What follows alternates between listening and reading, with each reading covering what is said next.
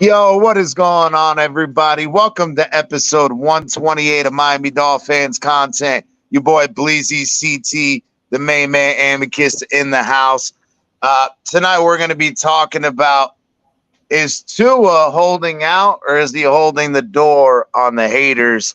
Back it up, Ben said, hold door. He said, love it. Great reference.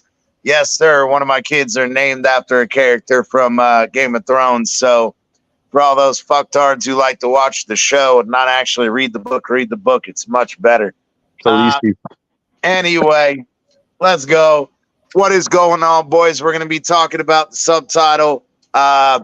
You got the Tua haters and then a disdain for a certain kicker. We're going to get into all of it tonight. What is going on, boys? How are y'all doing? What up, CT? What's poppin'? I'm about to drop the link. Let's get it cracking. We're coming in on a Friday night, late night, MDC, coming at you strong, bringing the content. Let's fucking go. Yes, sir. For those of y'all we got 17 in the room already. As you guys filter in, I know all you guys aren't over here on YouTube. For those of y'all on Twitch and Twitter and all that, come on over to YouTube, smash that like button, hit the subscribe if you haven't, hit that notification bell so you guys get us every time we're live. We're here live every Monday at 8:30 sharp. We do impromptu shows throughout the week. Normally, the last, month, we've had about 20 shows out of 30 days. So let's get it. Let's get it. Grinding, baby. Grinding. Let's go. But all right, so let's get into it. This impromptu show was brought to you by Bleezy, and we wanted to start talking a little bit about all the nonsense that's coming out, or is it nonsense, about is Tua holding out or holding the door against the haters? Which one is it, Bleezy? I think Tua is holding out. I think he's holding out, but it's like a soft holdout. You know what I'm saying? We got a soft holdout going on, folks. He showed up. He was there at pre-camp. He was there. They got him on fucking camera. So he's been there. It's not like he has not shown up, but maybe he's not showing up now. I don't know. We're going to get into it tonight. Yes, sir. Yes, sir. I agree. I think that he's been there before. Obviously, even prior to the off-season opening of voluntary workouts, we've seen pictures of Tua at a random park throwing with his receivers, getting in tune, getting some work in, whether it's with Nick Hicks, whether it's, shout out, perform and all that. But you got him doing his work, and it's outside of the scope of what people anticipate for an NFL player to do. And I think that I get a little frustrated when audiences, especially Dolphins fans, talk about, and Amicus, you and I have had these conversations that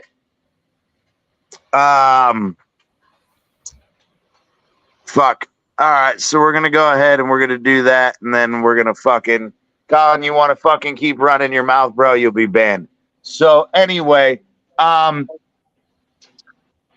whole idea of fans who think that NFL players don't have lives outside of football. The fact that the dude's shown up, he's done stuff in the off season. He's done stuff that's above what's required. Now, I do understand to an extent of the bullshit with, Jared Goff got his contract on Monday, and maybe, the Dolphins, this, that. We'll get into that. But I think that people are trying to blow this out of proportion. mandatory minicamp for veterans starting fucking March. And at this point, if he misses mandatory minicamp, then we can have a discussion. That's when you start worrying a little bit, right? Yeah. At this moment, he's fine. Dude, you don't know. He wants to spend time with his family.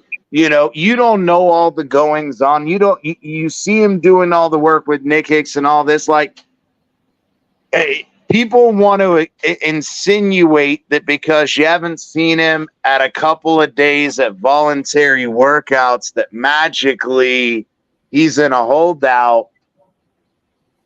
I think that's a stretch. Well, here's the thing, CT, is like the dude could be not feeling well, right? He could have had prior engagements that something came up. He could have had a family issue. Like, you never know, right? He could be having a celebration of some kind, or it could be a holdout. Who knows? But at this point, it's pure fucking conjecture, and there's really no reason to get up in arms. Now, it makes for good content, and it makes for a good topic. But I will say this: we were talking backstage, and if it is a holdout, and I do believe there's a possibility it could be, because think about it, the golf contract came out, right? If Tua all of a sudden at the negotiating table and his agent starts saying, well, hold on, golf got this, and my guy has been doing this with this team for X amount of years, like all of a sudden our number is now this. Since this just happened, our number is now this. Right. And that's going to happen throughout time. That number is always going to change over the course of time, right? So if that's the case, that's not good news either, bro, because that means that the Dolphins organization has their reservations about Tua and their numbers apart. No, I think you're spot on. I think they're starting to show that card. And because me and you like to play some poker. And What's going on, MC in the building? What's up, My MC? bad. Pop on up, bro.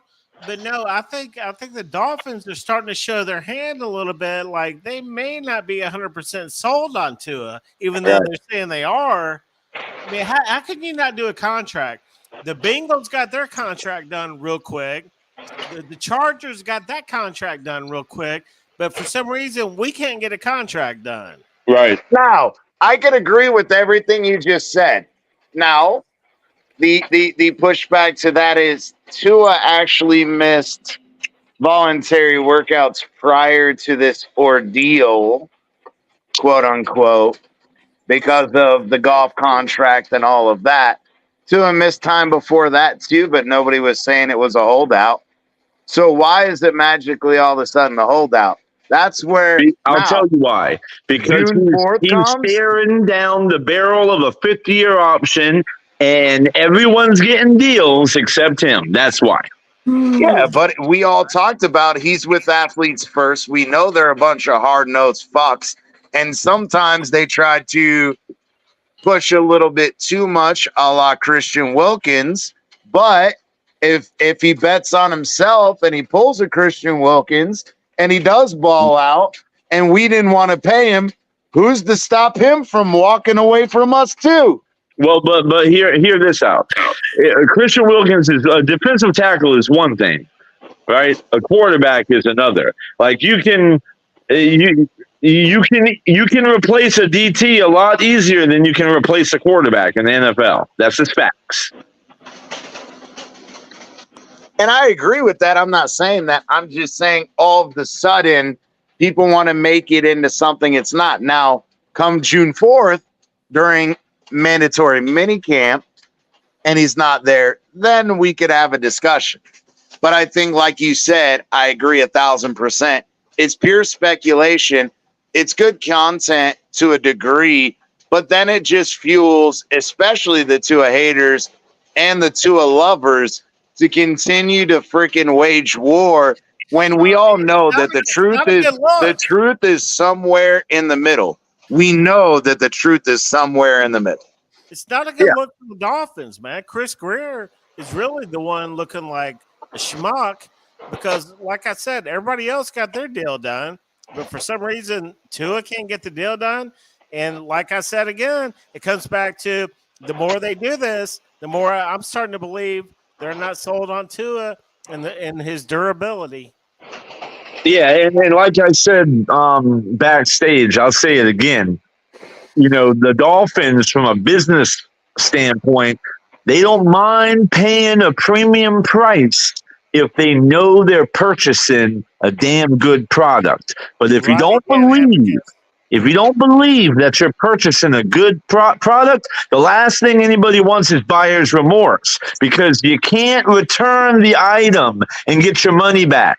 It's not fucking Walmart. There's guaranteed money involved, right? So they're worried, man. I'm telling you, it's a little in the middle. That right motherfucker again. might have had something else to do, right? But there's something Yeah. going on with negotiations as well.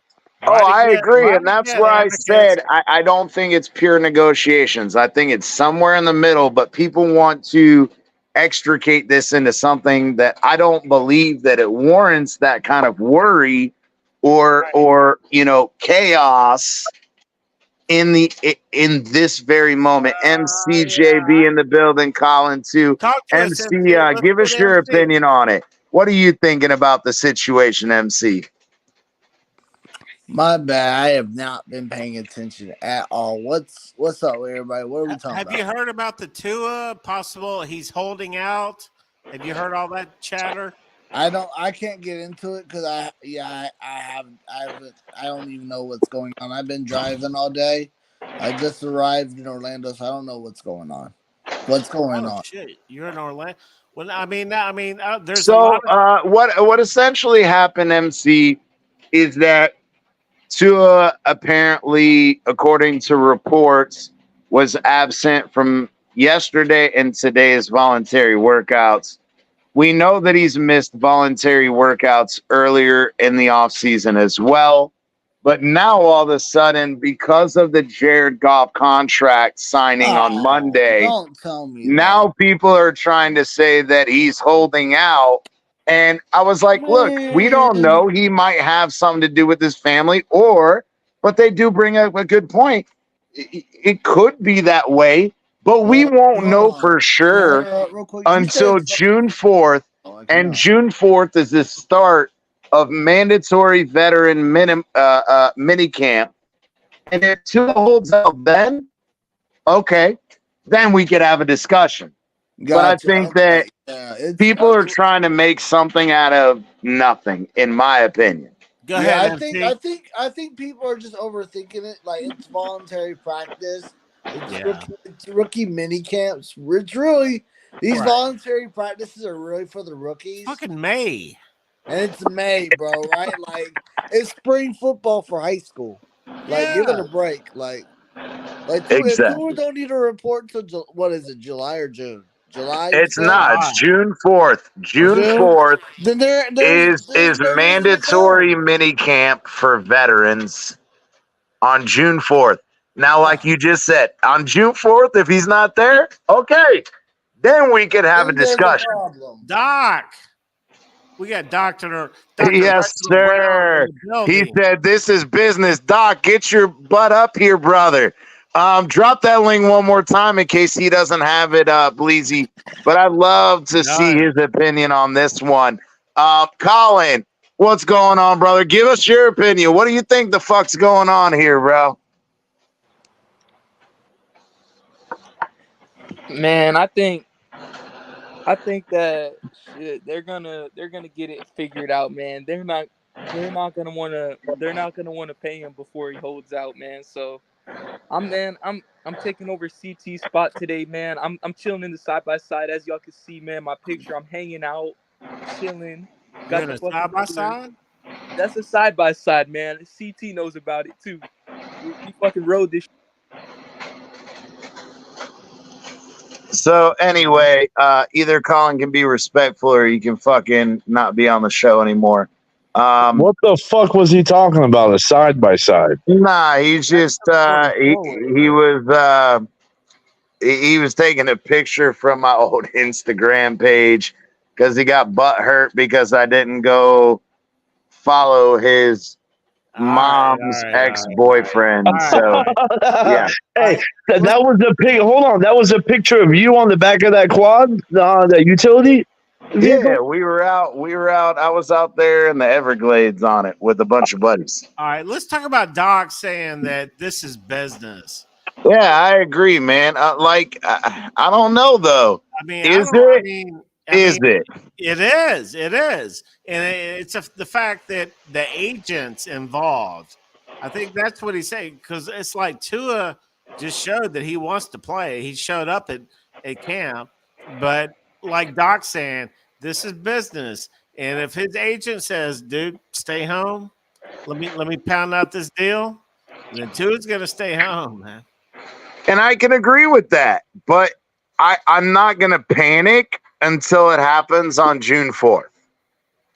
Right, right. I'm not gonna sit here like the rest of Dolphins fans who get so emphatic or thought driven oriented about the shoulda, woulda, couldas, what ifs, whatever. We don't know what's happening. No, we don't. And nobody until today that I'm aware of, nobody's ever has come out and said Tua has not been attending camp. All of a sudden, somebody broke that today because Yeah. until today, there was nothing but pictures of him at camp throwing passes to whoever, you know? Well, I'll say it again one last time that it's if you're wrong about Tua and you pay him a lot of money, you pay him golf money or more, and he's really not the guy that most of the Dolphins think he is, right? Well, then you're fucked, like fucked, right? But if you get that extra year to figure it out, you buy that premium product, baby. Buy that premium product. So I think that's what it is. It's just a safer bet. The way the Dolphins are looking at it business wise, it's I just safer I to gotta know. handle this. I gotta handle this, Colin. Either you come in here respectful or I embarrass you in front of everybody. Fix your shit or you're gone, bro. CT, stop being a bitch. No, you're a fucking punk ass Yeah. bitch. Hey, Because quit. I didn't go follow your fucking mommy's ex boyfriend, your little brother, and I fucking want to. I Hey, have a why show you on. about his I'm not Okay, worried brother? look, about your bullshit, dog. everybody, Go fuck everybody, yourself. pipe. Let's chill because we have a legend in the building. Dog, what's up, my guy? Hey, I appreciate it, but legend is a stretch. Okay, all right. Okay, well, I'll just. Hey, it's about the respect, man. When it It's about, comes to this panel of rejects, brother, you are a fucking legend. what's Hey, up, Doc?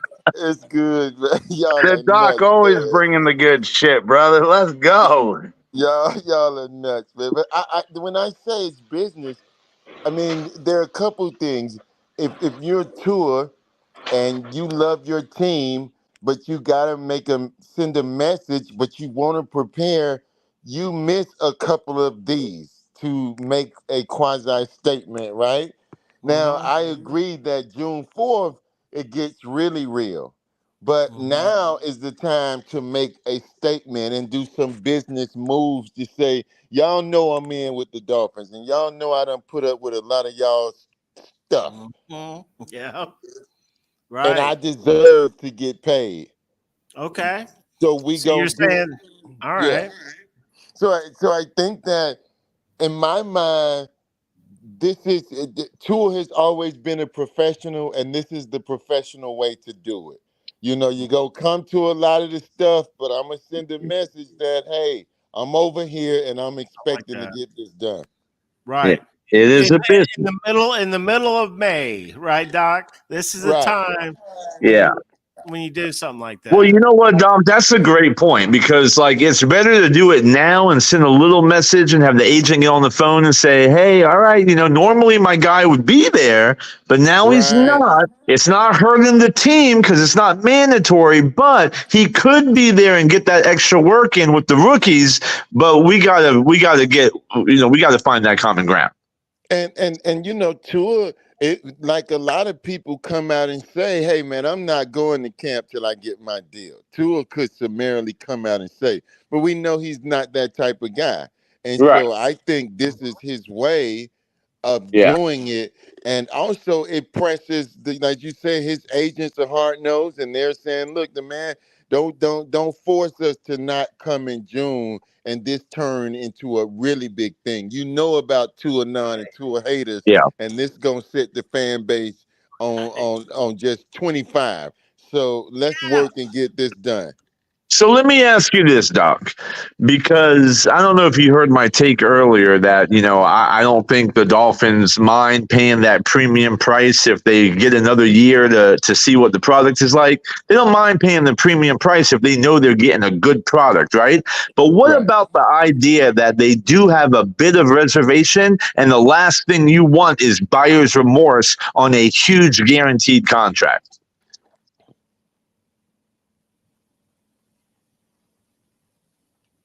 We lose Doc. No, Doc is here. Okay, I thought he was still talking.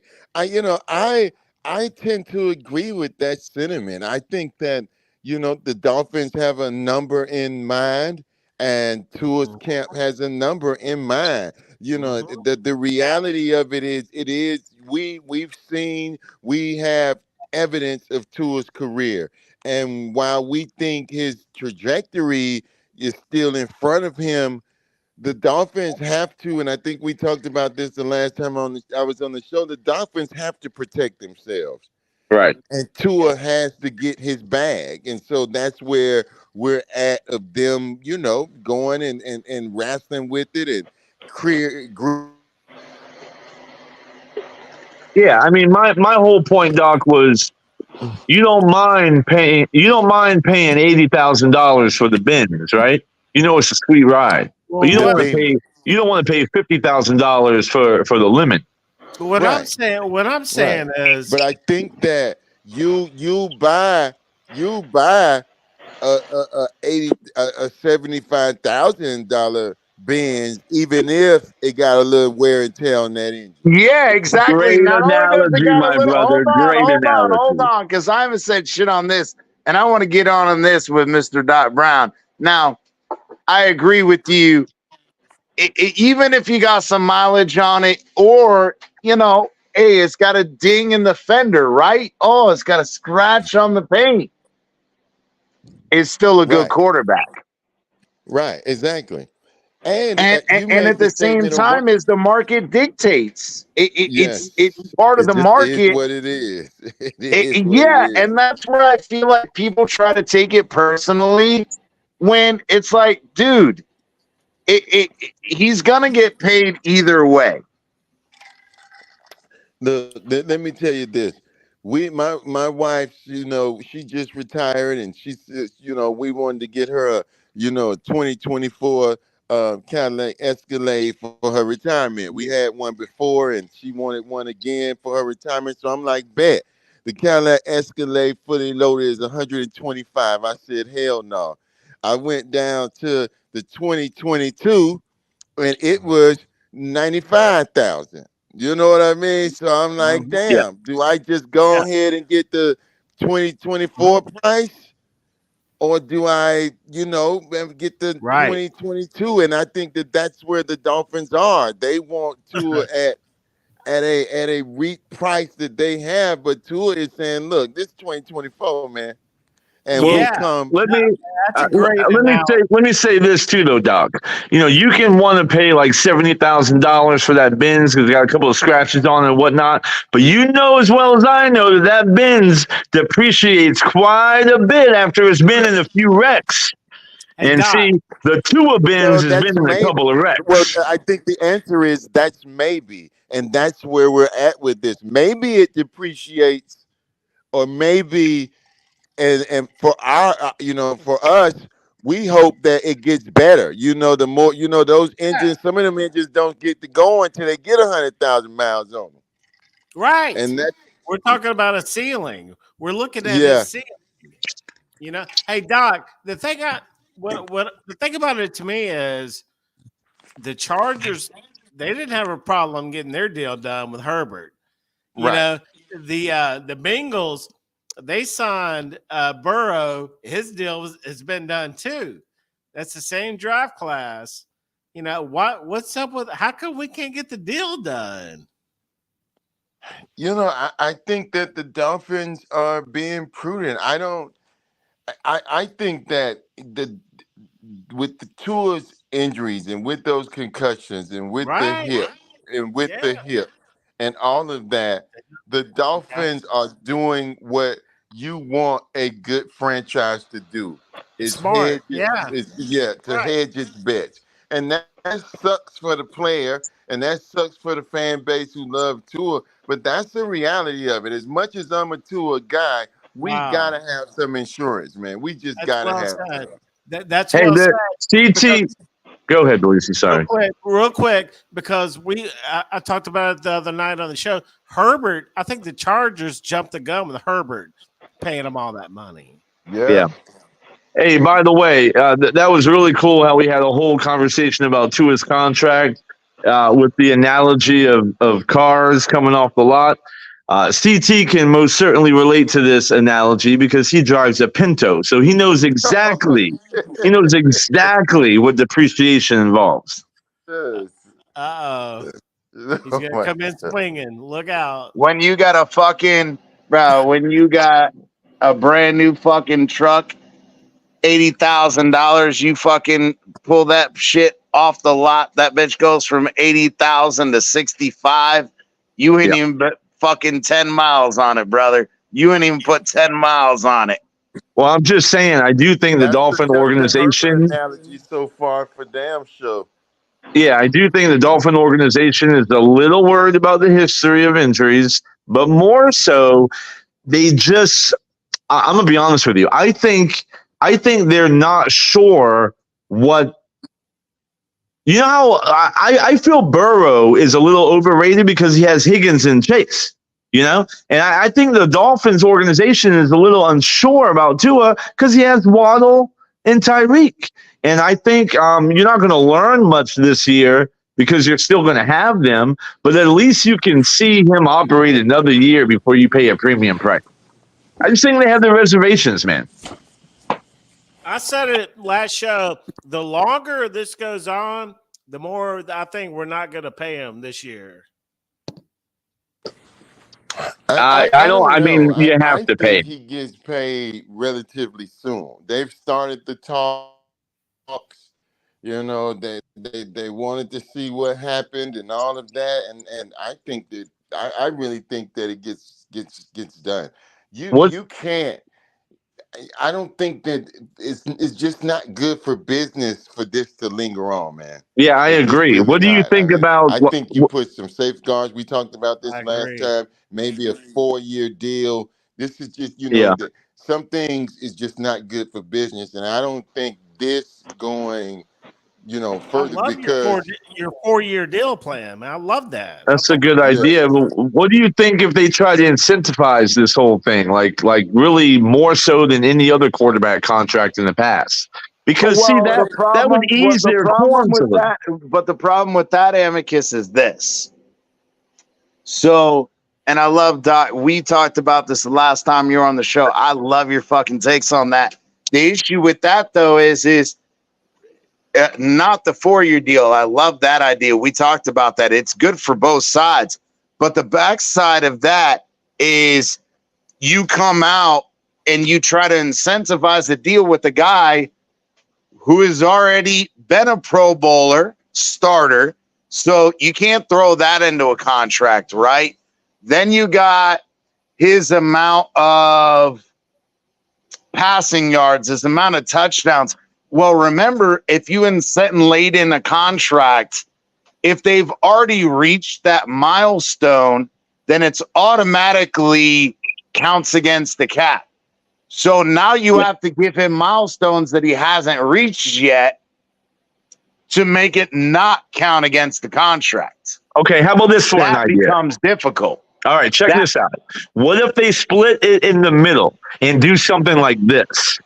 What if they pay him contract base salary wise, right? Like he's a Benz, but then when it comes to the guarantee, they pay him like he's a Ford Focus. Meaning, if you don't get hurt and you do what you're supposed to do, you'll get all your money. But if you're not doing what you're supposed to do, we can get the fuck out of this.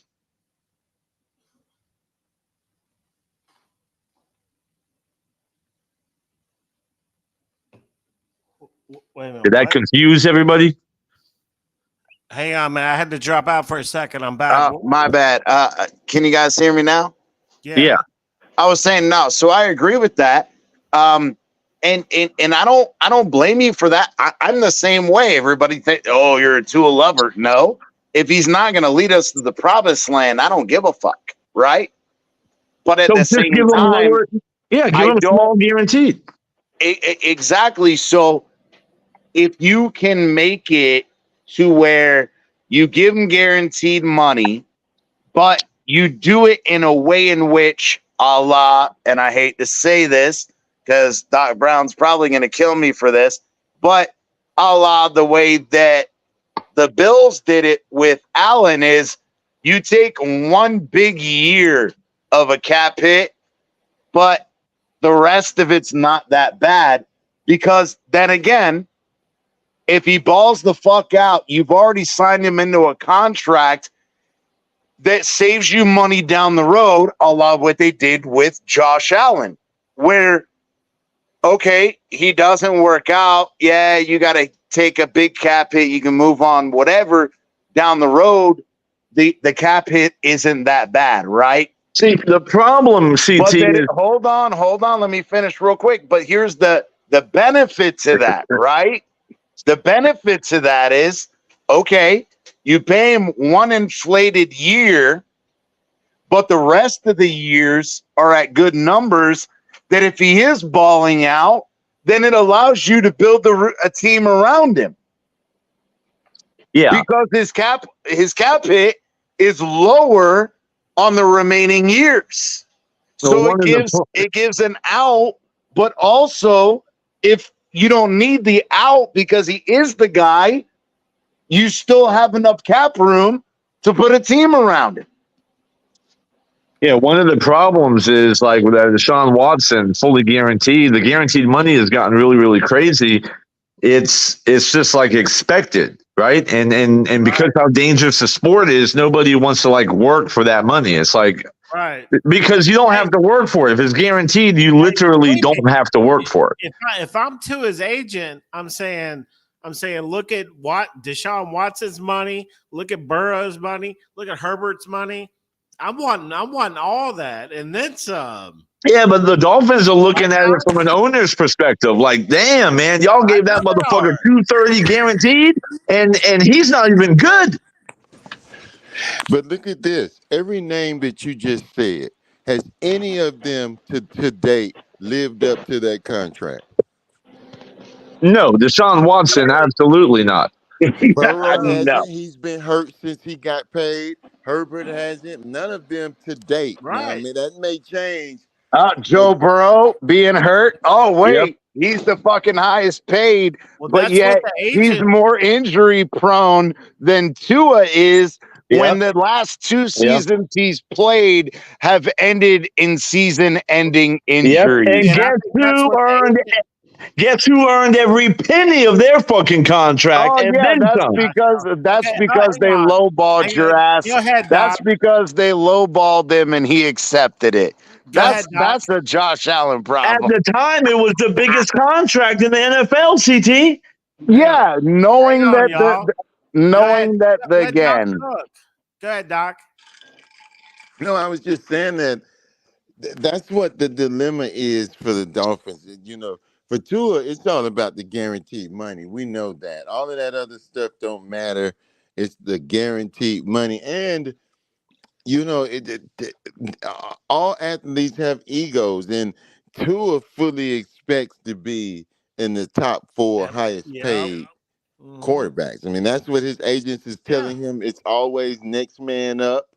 I think Detroit did it the right way. You know, they didn't go all out. They know who their quarterback is, and I think that's when the realism comes in. And for Tua, you know, you can say yes, my family, and yes, you know, I got to get the bag.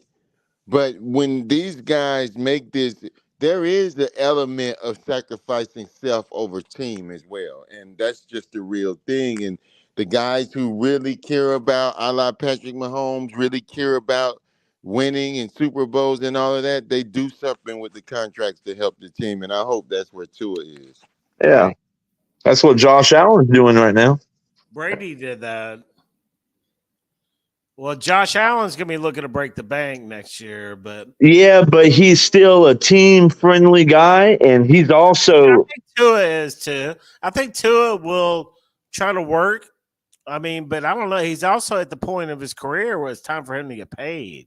Brady and Josh Allen are very good friends. So you know he's like coaching them on how to do this shit, right?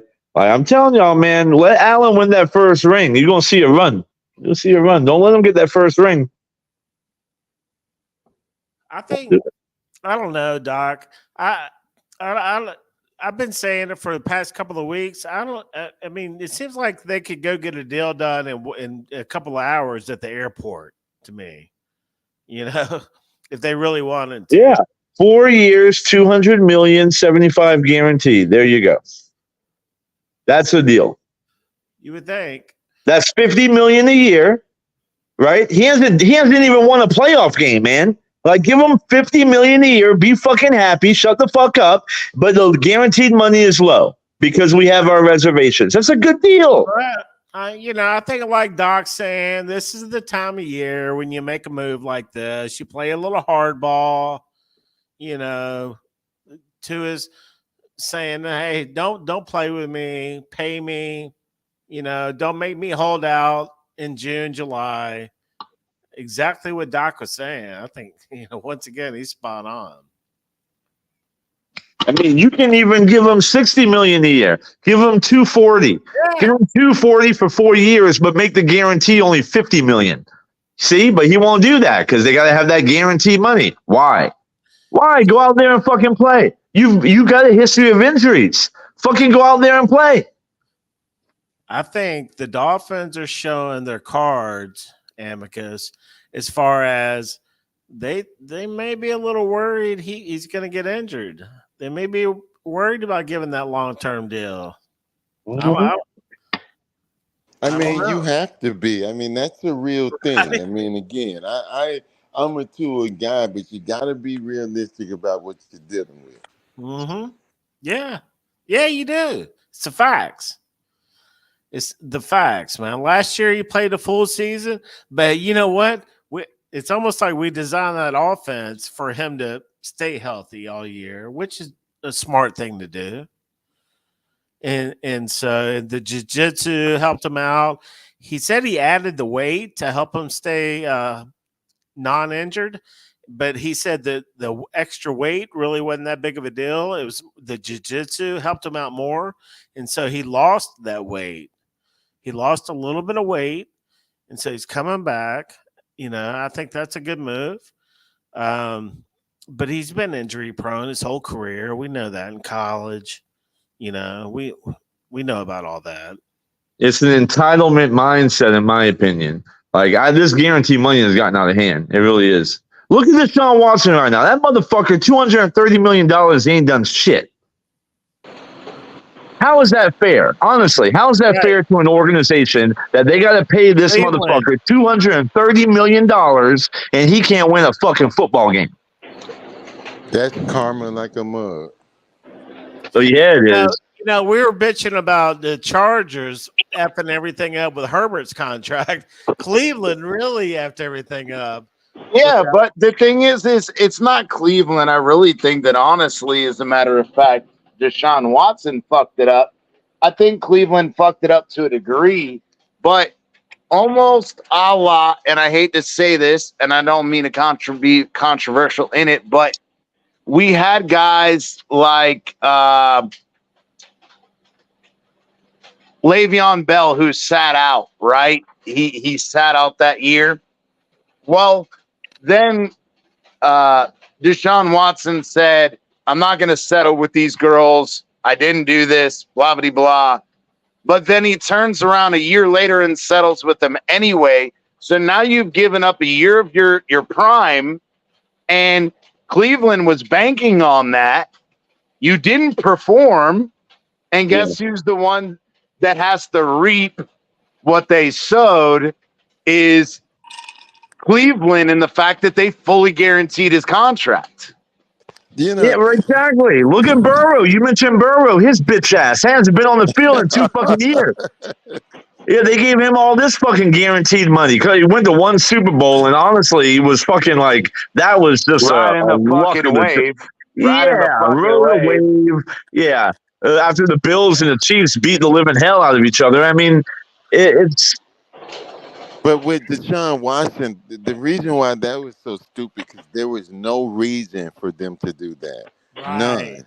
I mean, he came off these charges. He had been sitting out of football for a year and a half, and yeah. there's just no reason to do that. That was just plain no stupid, Right. man. Nobody else was paying him like that. Cleveland came out of nowhere and said, "Okay, here's a bag." So Yeah, but here's here's the my thing, thing, though. real Hold real quick, on. But CT, hold how on. much of that is on them, and how much of that is on the fact that there are other teams and other organizations that have done the same thing, a la Kirk Cousins? How many times? Not once, but twice with fully guaranteed contracts. And this is the point that I brought up the other night, Doc, when you were on the show. I said, who's to say that athletes first, which we know is, an asshole, agency. Who's to say they're not asking for a fully guaranteed contract for Tua, Right. knowing his previous injury history? Well, so here's my thing. Like, Doc, as a former player, explain this to me. Because you know at the negotiating table, Tua's agent is saying, well, he needs X amount guaranteed. Because, look, you were worried about the history of injuries. Okay, he played every game last year. And then Dolphins are like, okay, fair enough. He played every game this year. So if you were to do a deal where there's a high base salary but low guaranteed money, which protect everybody involved. Why is that a bad thing? Why would a player say, no, I don't want that deal, even though they're using the same argument in negotiations that they're healthy? If you believe that you'll stay healthy, then take the low guarantee. Well, I think the issue is football is such a violent sport that through no fault of his own, he could get knocked the hell out and not play again. I get that, but why do you deserve $250 million if you can't fucking play? Because Well, the market a lot of it dictates has it. not. Market Because dictates it. Whether you yeah, want to argue with that or not. yeah. I mean, the players put their lives on the line. You know, we say, well, he played, but your ass could literally get killed on that football field, paralyzed, et cetera, et cetera. Yeah. There's a lot that goes into it, and you got to protect. You got to And have some Now, compensation for I that. agree with I you, get all Doc. that, and I I respect all that. But nevertheless, there's still two sides at the negotiating table, and both of them are looking to make a good business deal. They're protecting themselves. exactly. And the thing is who's gonna cave first? Which I said originally, and I still believe that until June 4th comes around and mandatory minicamp for the veterans, I'm not freaking out. But at the same time, well, let's be honest. If Tua does hold out, you got fucking Mike White and Skylar Thompson. Well, what happened the last time that Greer tried to call a player's bluff? Or wait, that's Christian Wilkins, by the way. Uh, what happened the player before that he called his bluff? Anybody want to talk? Oh wait, Xavier Howard with fucking Noah Igbenogany. So And then how is there's a thing where Tua could submit. I think that one of the things that players are emotional as well, right? So that while Tua may have forgiven, he damn sure ain't forgotten Brian Flores and trying to we mentioned Deshaun Watson and trying to trade him and all of that stuff, man, and how he's been treated. Talking to Brady, his agents are telling him that every day, man. Don't give in. You know what they did to you. I mean, those It's things are Chris very, very Greer. real. Yeah, yeah. Chris is the Dolphins are the Dolphins, man. And that's where I brought this up, Doc. And you weren't here the last time that I brought it up. But I brought this up. Think about this, just food for thought. And I want your opinion on it. They fucked over Xavier Howard. They fucked over Christian Wilkins, a la Greer, right? What happens when Tua gets fucked over, a la Greer, but then Javon Hall or not Javon Holland, well, possibly Javon Holland, Jalen Phillips, and uh, Jalen Waddle all get their 5th-year options, right? What happens when they don't get offered a contract before that? And Tua, Jalen Phillips, and Javon Holland all say, you know what? Fuck you. I'm going elsewhere. Guess what? All the supposed pretty things that Greer built are gone. Well, CT, what Tua's greatest negotiation leverage is? It's the same as Josh Allen's, which There ain't is nobody behind hold you. on. Well, no, it's the same as Josh Allen's, which is, well, then go get another fucking quarterback since you think they grow on trees. Because Exactly. the last time I checked, both of our organizations didn't have fucking shit at that position for 25 years, and Yeah, now agreed. that's the Agreed. negotiation right there. Yeah. Hey, so what do you think, Doc? I mean, I get it from both sides, but at the same time, I don't really like the characterization of the holdout when we don't know for certain. That's kind of, I feel like maybe people are trying to drum up I mean, yeah, some chaos it's that's not even a not really holdout. warranted. There is no holdout. He's not holding out. Well, that's Right. the way the media and Tua haters want to make it seem. I mean, those are a narrative, but it's not a real one. I mean, And I agree. My yeah. bad, Doc. Right. We got 136 in the room. Come on over to YouTube. Not all of you guys are on YouTube from Twitch and Twitter. Come on over to YouTube. Smash that like button. Subscribe. Hit that notification bell. Doc Brown in the Hey, building. The do you man, the myth, the legend. CT? You always tell people to come over here from Twitch and Twitter and whatnot, right? But can they? Do they know what the name of the channel is? Like, Yeah, they do. It's all the same across all of the platforms. okay, all right, fair enough. Yeah. Yeah. But no, I love this, and this is where I want intellectual conversation, and I love the panel that we have here. It's there's so much of a difference, Doc, that we were talking earlier before you hopped on. There's each extreme, right, and then there's somewhere in the middle where the truth and lies, and it's about parsing out what's the truth, what's the narrative, what's the rumor, what is this? You get what I'm saying? Right. And it's very frustrating that it's almost if Tua haters and Tua lovers want to jump on the same thing because us on this show, we're true Tua realists. We're not one way or the other. Right. We Exactly. we don't care about whether Tua succeeds.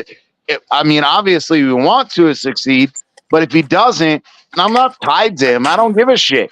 But at the end of the day, it's almost like the Harrison Buckner thing and whatever. Like people want to make something into something else that it's not, and Well, that's where I kind of get frustrated. well, I like to tell people I was a Lemon nun, I was a Tannehill nun, I was a Don Strock nun, I was a David Woodley nun. I mean, I'm a Dolphin fan, and whoever our quarterback is, I'm riding with him till they ain't my quarterback.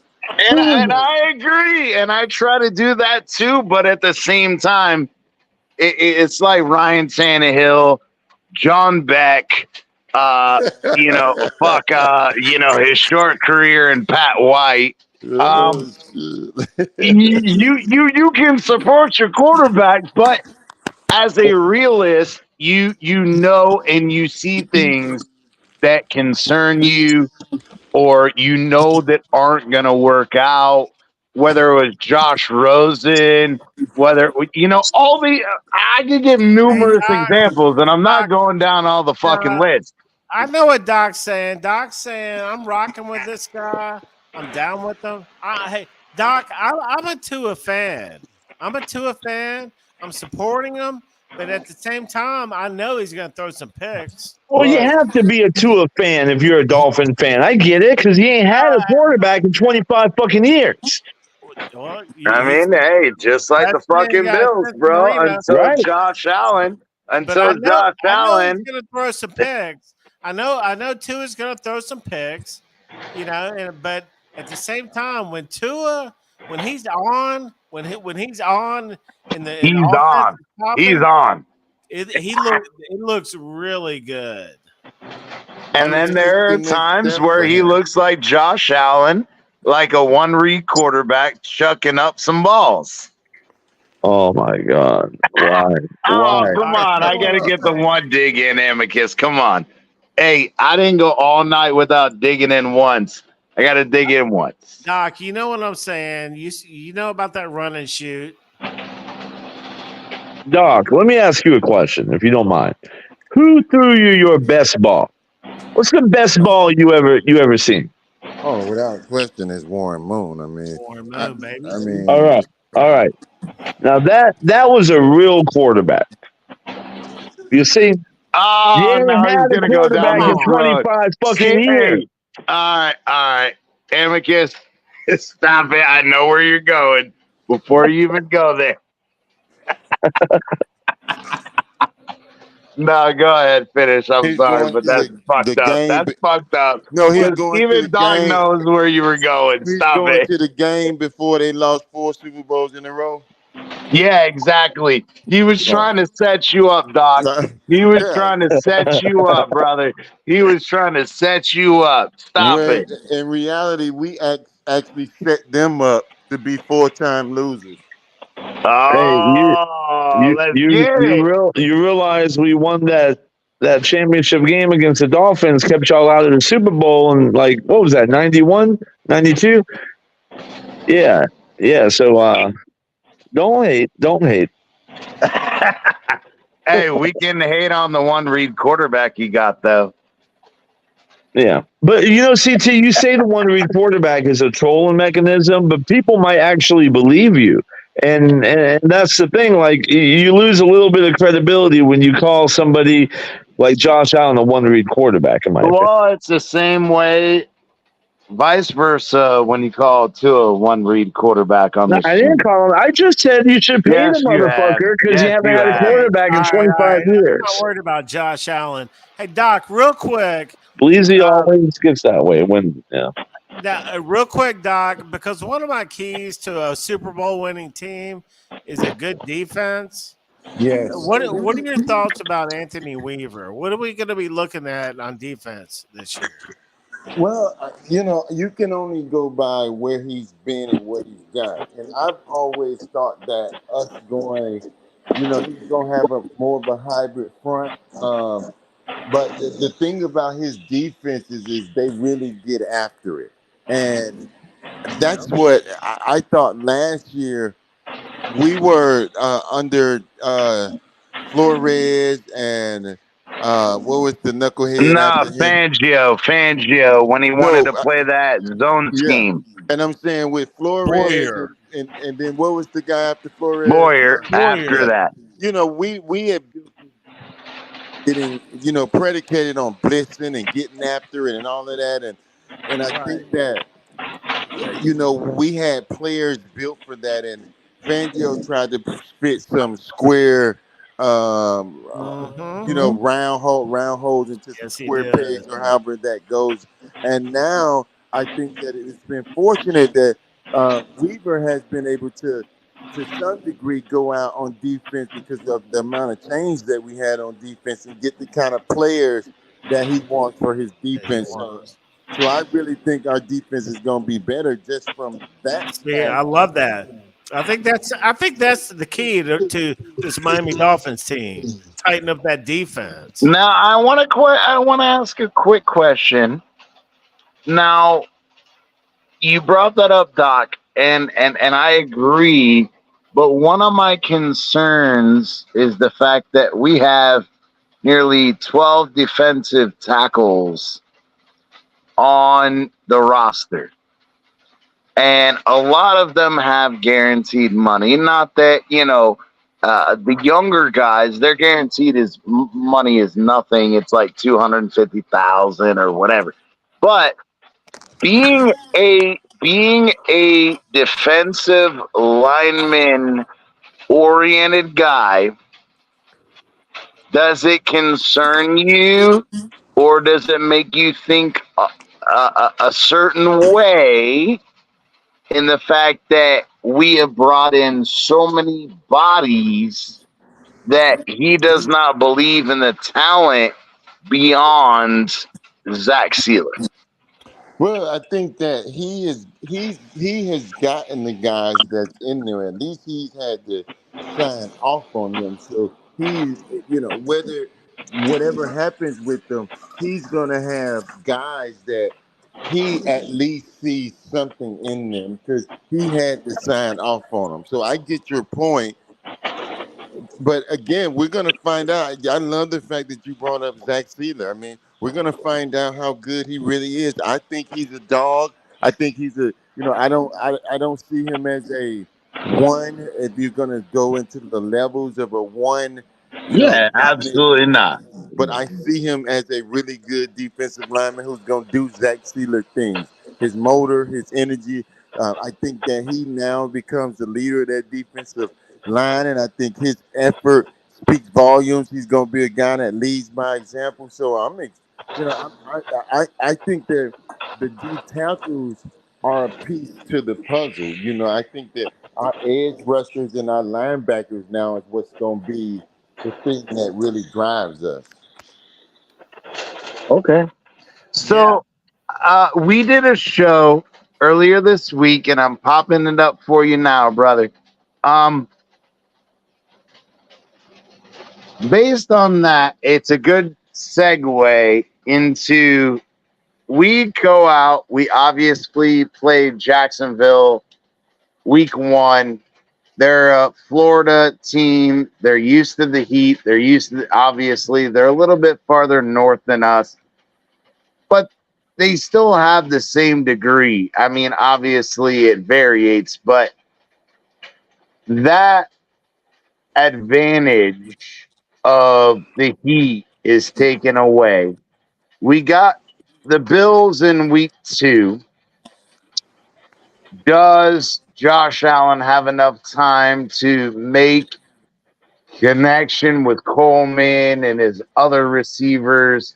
Do we have a chance at that game?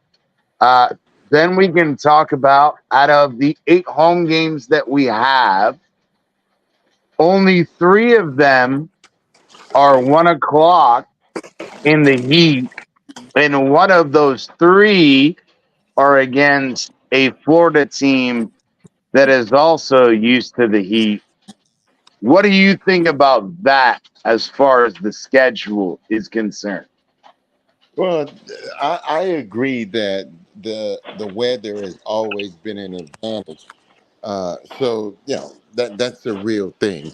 But like I know, I grew up in Miami. Hell, at night it's just as bad. If you ain't used to Oh that. yeah. So And so I that agree, that's but my question is knowing that the Dolphins constructed their stadium in a way in which that the sun beating down on the opponent team at 1 o'clock was their goal.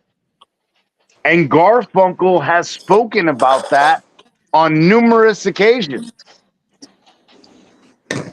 Right. I mean, I the agree the with the you. way that they designed the orientation of the stadium, We because know. remember the It is what previous it is. stadium, hold on, Bleezy, the previous stadium was off kilter compared to the new stadium. Yes, it's been altered and whatever the actual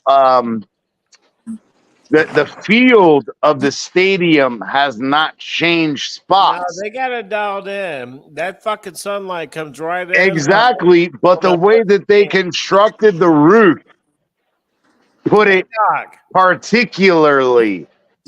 How do you feel about the NFL trying to abate that advantage? That's what I want to know. I mean, that sucks because you can't abate the uh the cold in Buffalo. It ain't nothing you can do about that. Exactly. Okay, So You go, that brother. sucks. Doc. Go ahead, Doc. But I want to follow. I got a follow up question. No, go ahead. No, You go know, ahead. it was reported 2 days ago that the heat on that game, when all of our players were in the locker room on IVs, the heat was 130 degrees on that Okay, sideline. all right, Doc. Yeah, that's Yeah, but called when the real playoff fuel. That's game, not Doc, actual let temperature. me ask Hold Doc on. this I question. want to go into this. Stop talking about that real feel bullshit, because the real feel bullshit, just the same way that you guys argued in Kansas City. Oh, well, it wasn't the real fuel temperature. Oh, it's because of the wind, and it was because of this, or it was because of that.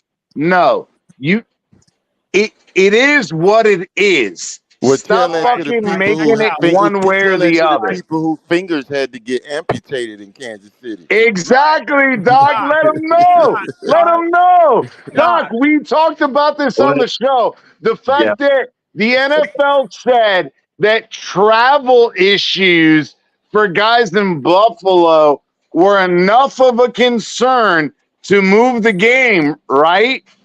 But Right. the actual real feel, the wind chill, as well as the actual temperature, created more disparity because, again, if you're hot, you can take it off enough clothes. You can spray yourself down, your body sweats. Yeah, but As if a it's doctor, cold, you hold can add on. layers I'm on. asking a Question. doctor. Will you shut up, Amicus? I'm asking a doctor for some real opinions on this because I made this opinion known and y'all said, oh, you're not a real doctor. So I'm asked one.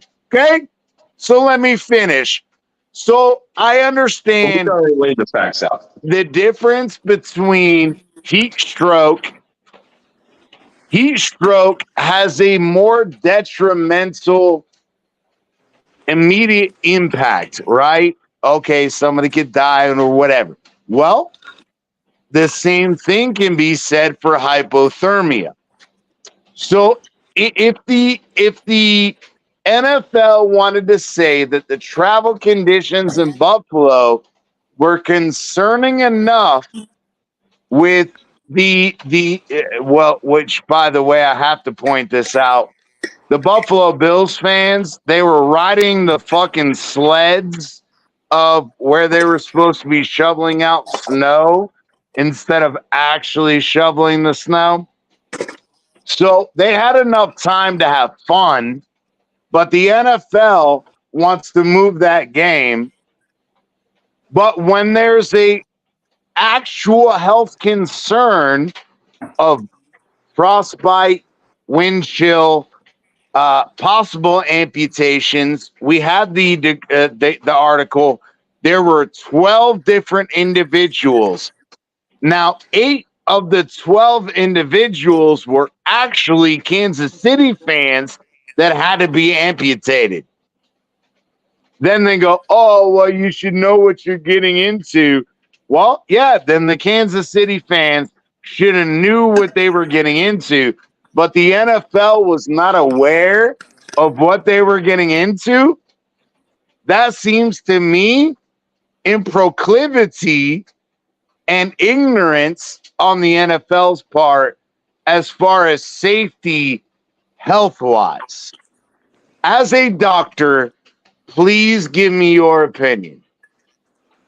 Well, I would say this. First of all, just from a practical standpoint with the NFL is the biggest machine, uh, not named Amazon or Google. Like Yeah. the NFL Yes, sir. is aware of every single thing that goes on. But Nothing then they catches want the to say NFL they're off ignorant. guard. But then they want to say they're ignorant. That's Right, my but nothing frustration. catches them off guard. Nothing at all. And then Right. I do want to go back to this point about Josh Allen and someone said this. Josh Allen does not beat us with his arm. Josh Allen beat us because he extends drives, and we haven't had an answer to stop him from running the ball. His arm is not what beats us.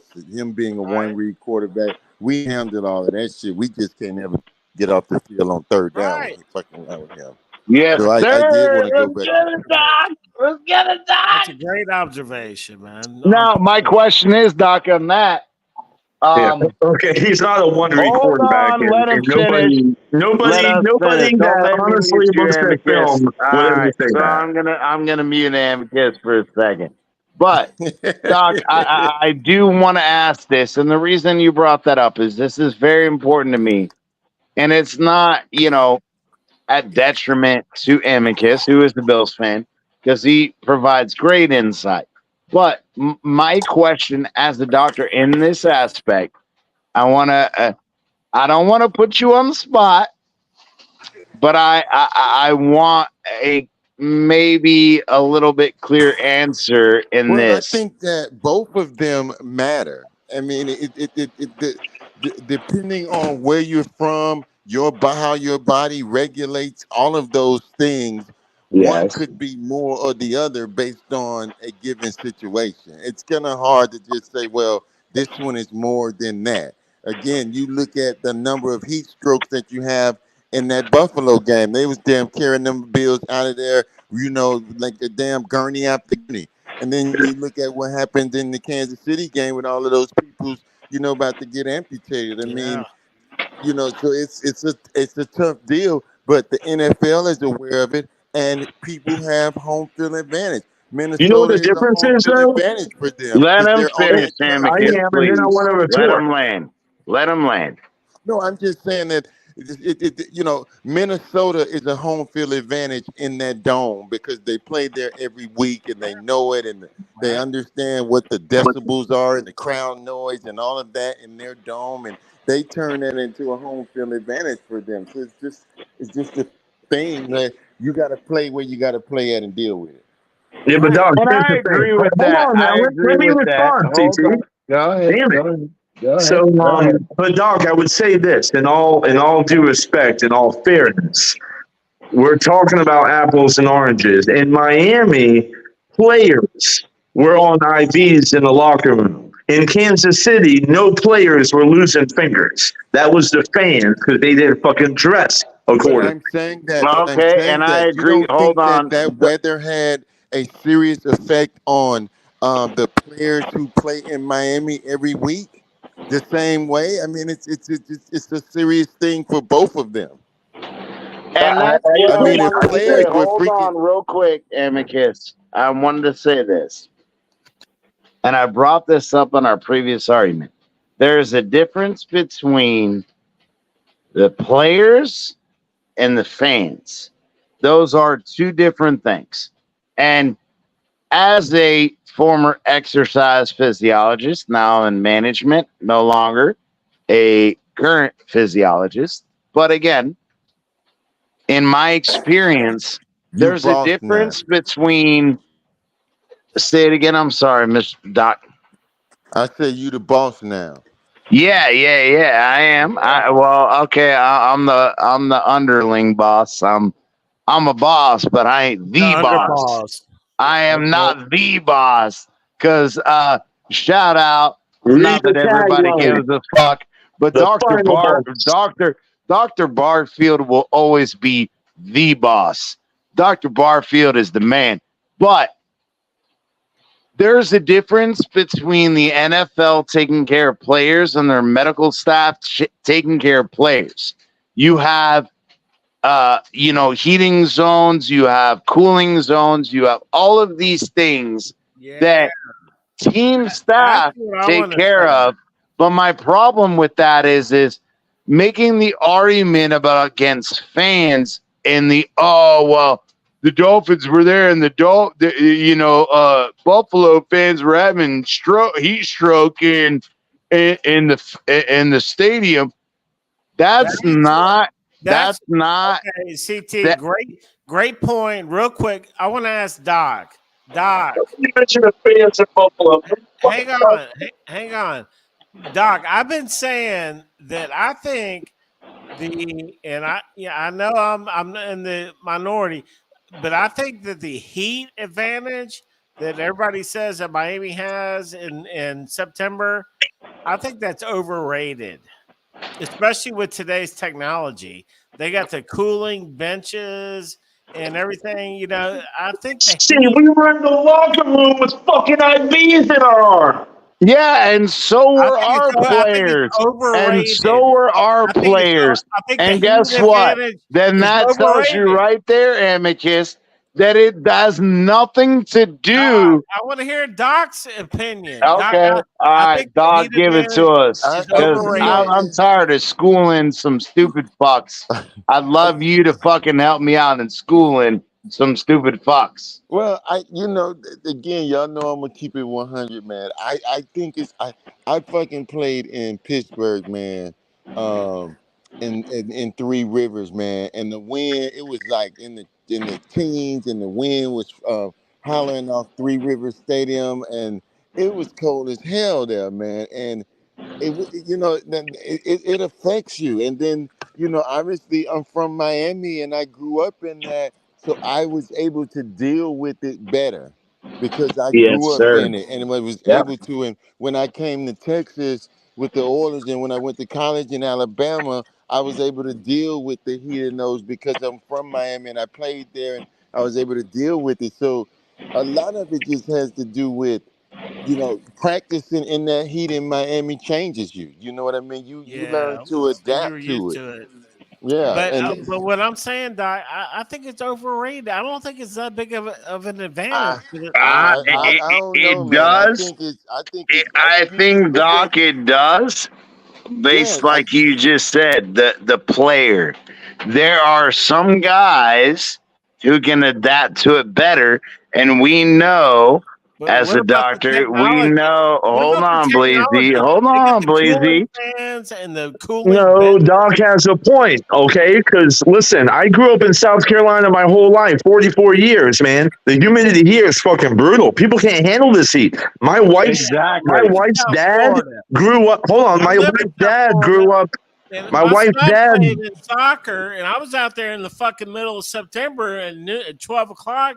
but You that's know, you. You're making my point. My point is Yeah, my that's wife's what I'm dad. saying. Is there's If certain guys CT, and are you gonna fucking certain interrupt me when I'm situations. in the middle of a fucking sentence?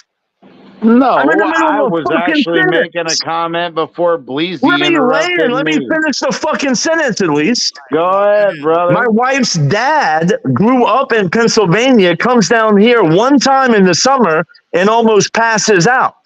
He's a tree climber. So it's just different. To Doc's point, if you're acclimated to certain weather, it's not going to affect you as much.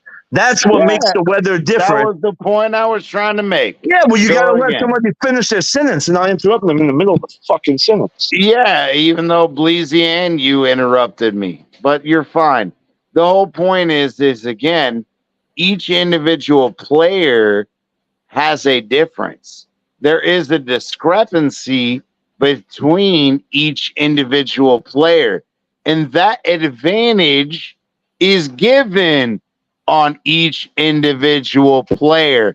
Say you have a fucking safety or a cornerback or a linebacker, or this guy or that guy that's not adapt to it, that doesn't have the ability to adapt to it, that needs to take oxygen on the sideline, that needs to take two or three extra plays off in a given sequence or what is it a drive that makes a difference. And for the NFL to Man, try to take that away from us well, Right. is Right. bullshit. I don't like that. That's clear. That's clear. Because you look at someone like what's the Dalvin Cook's brother in Detroit in Buffalo. I Uh, imagine, James Cook. yeah, I James Cook, yeah, imagine that Buffalo weather is kicking his ass week in and week Yeah, out. It ain't yeah, an advantage for him. But the yeah. longer he stays in Buffalo, like when he comes to Miami and his first 2 years, I mean, he played down in Florida. It wasn't shit to him the first year or two. exactly, But the right. And guess more he what, dog? stays in Buffalo, the Yep. more it becomes an advantage for him being there, body acclimated. He knows how to stay, warm. He knows what to do to prepare for that shit. His blood thickens, right? Yes, You all of that. actually have a physiological difference. But I Yeah. And mean, that how big? that Man, is these my guys. point though. There is a physiological difference and a physiological Okay. advantage. Okay, And these guys come down real quick. See, these guys come down to Hard Rock at 1 o'clock. They blow in. They're only on the field for 3.5 hours, and then they're out of there. How big of a shock can it really be? yeah, Well, I think you when you think say that, about the you field say that. temperature, the shit, you've been in the stands in one of them damn games. I'm was I Yeah, know have. what try to I game mean, is be I that? on, have. try Yeah. to be in the game though, and that's where I love you guys, please, and I love Doc Brown because Doc is on my level, and I think that Doc and I have so many similar opinions in this aspect that people take the physiological aspect as an ignorance factor in that, and I don't mean that in a disrespectful way, but you guys discount that. And there are guys who, again, there are erythrocyte red blood cell differences. It's the same thing of guys who play in Denver at a higher elevation where they have a higher proximity to bringing in oxygen to guys who play in Denver. Do you not think that that's a physiological advantage? Absolutely, it is. But Facts. you got a lower density of oxygen there, but their body has adapted to that issue. It's the same thing as guys in Miami who practice in high humidity, high heat versus guys who are not used to that. That is an advantage. And the NFL stripped us of that. Yeah, Yeah. but they made it even though, right? So you're going to Buffalo in November, early November, so it's fair. Oh yeah, on that one case. But then out of the 8 games that we have at home, 4 are prime time, and Yeah, out of the remaining 3, one is against a Florida team. So essentially, you only get the advantage in 2 games versus yet we have Green Bay on Thanksgiving. yeah. We have Cleveland in late November, How and about we the have New Texans? England at the end of the year at the beginning of January. So, They've definitely taken your we advantage we away for we sure. assaulted 3 cold weather games, but we minused you 5 hot weather games. Yeah, I agree with you, That's man. that's So, not so Doc, that's not fucking fair. so Doc, And real don't even quick, get me started on the hang Taylor on. Swift and Yeah, all that yeah, bullshit. yeah. Let's not do that, Doc. Real Oh, quick, yeah. what are your thoughts on our last 2 games of the season on the road? The Yeah, I mean, Browns, Jets. you always want to finish at home, but I mean, we own fucking the Jets. I ain't worried about Yeah, Right. that. I ain't worried about that Exactly. either. Let's Yeah, I go. ain't. I'm not worried about the Jets. Yeah. But it's for me, Doc. It's the argument in principle, right? And that's where I think that I kind of get frustrated. Is in principle, if you're gonna take advantage away from our home field advantage of the Heat, you have to balance that, right? Yeah. And Yeah. I don't think that they balanced that.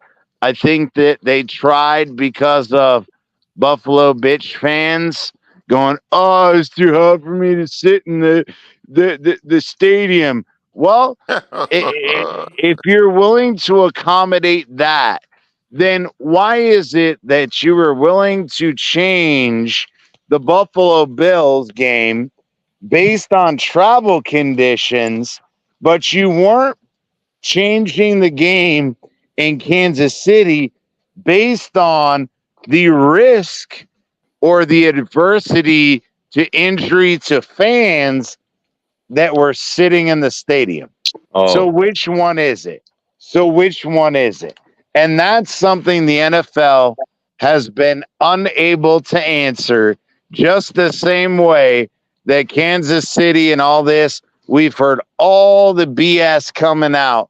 Okay. Even the Right. managing and marketing director of the NFL coming out and saying, yeah, we made this schedule based on the fact that we wanted to allow Taylor Swift to attend games hmm because it, it Okay. it gives us an increase in publicity, even if We the know. arrangement of games for Okay. other teams are shittier because they believe that it's Okay. going to make them more money.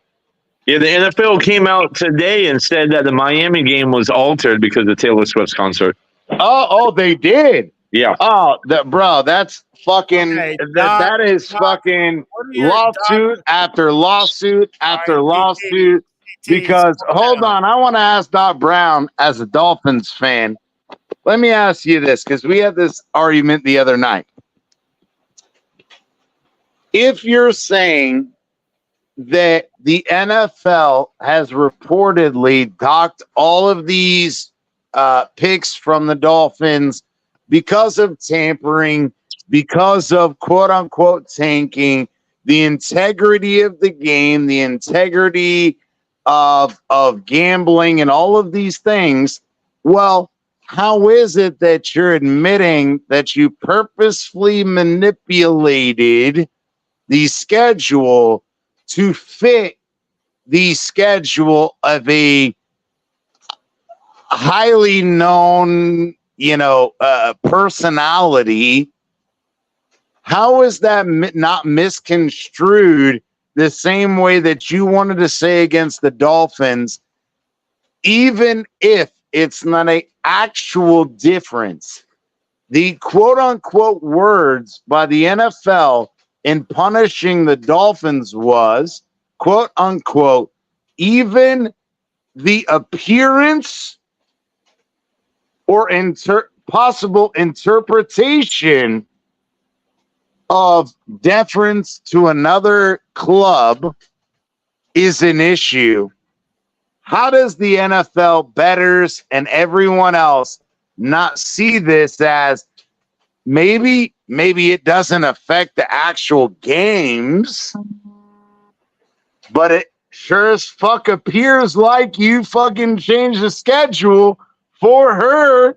Well, Well, I need that's a the CT. violation. I need That's the a court. All violation right. All of right. You're the long-winded integrity again, of CT. the Wrap it up, NFL. CT. Somebody Wrap else it up. talk. Quick Well, questions. That I is the wrap it up.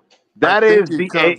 a strict violation of the integrity of the league by appearance. Yeah. Okay. Well, I think it So comes when do down to they Wu Tang. start? Let him answer, CT. Fucking I, damn. I was I saying, am. Go ahead, Doc. I think it comes down to Wu Tang, man. Cream, cash rule everything Ah, around it. shit. He going old school. He said Hey, old Doc. school. He said, I got you, bro. You said I Man, got the way you get I around want me, man. I wanted to add to. I don't know if you're going to give a real answer, Doc, but I wanted to clarify what CT said so that there's not misinformation going out there. That Yeah. the way the NFL doctors it up is they say, "Hey, Taylor Swift already had these city dates in Miami, New Right. Orleans, and I forget what the other one was, but it was definitely New Orleans and Toronto, Miami. Toronto, No, Toronto was Toronto. not. No, stop. Toronto was not one of them. They said that was a coincidence, Probably but they Houston. did say New Orleans and Miami were Probably altered Houston. because the dates were already there. And so they get away with that because you can't play football on Sunday, obviously, if there's a concert there, right? But I think the real issue is they use that as a scapegoat. And the truth is that I do believe that they did manipulate certain things. Listen, she brings in a lot of money. For anybody to think that none of that shit was going on behind closed doors, that's naive. Yeah, the fact that the NFL knows I'm gonna get sued. I'm a settle with people. I'm gonna settle with gamblers. I'm gonna settle with ticket buyers. But that's fine because the amount of revenue she's gonna bring in anyway, I can afford to fucking get Yeah, sued. the That's NFL. what the NFL is looking at.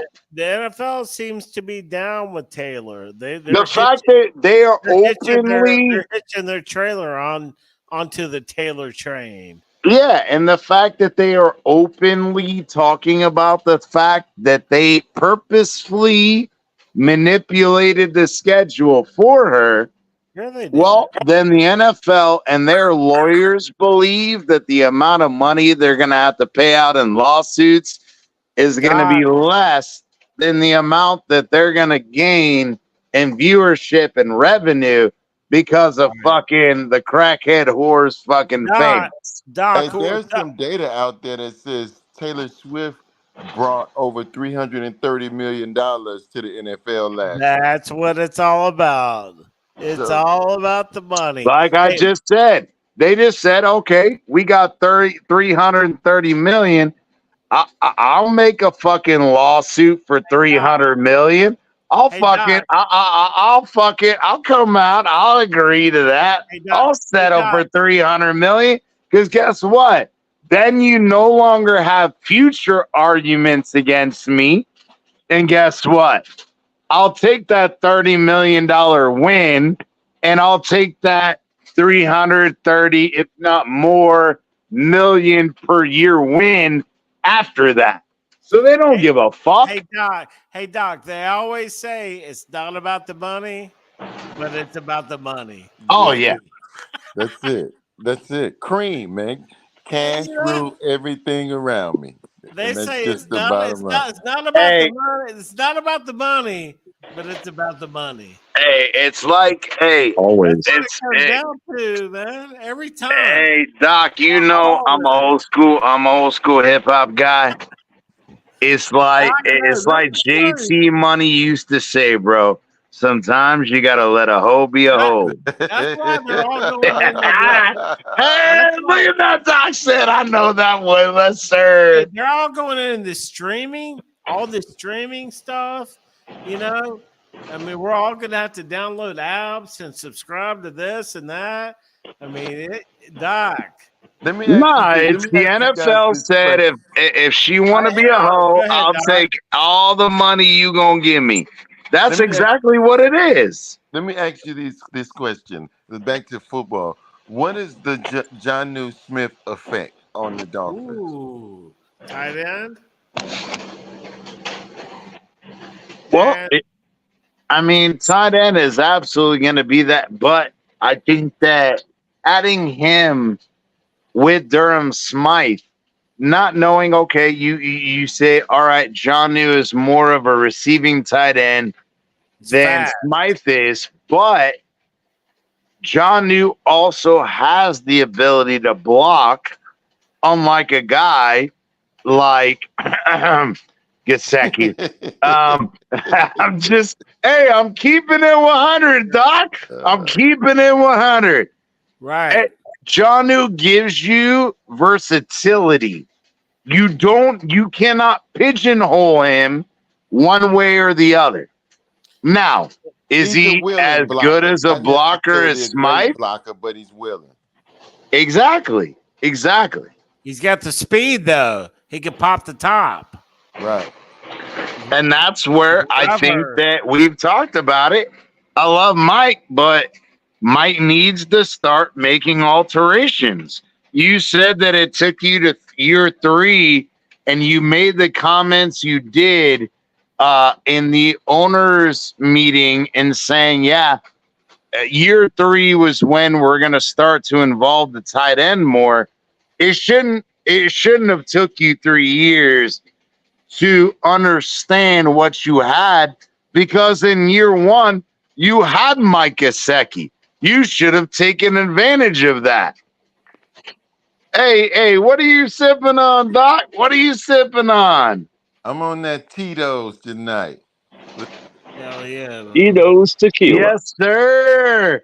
Hey, Hey, Yeah. what are Doc. you making? You mixing it or you drinking it straight, brother? I got a little soda with a splash of pomegranate juice. Oh, he Man, did it right.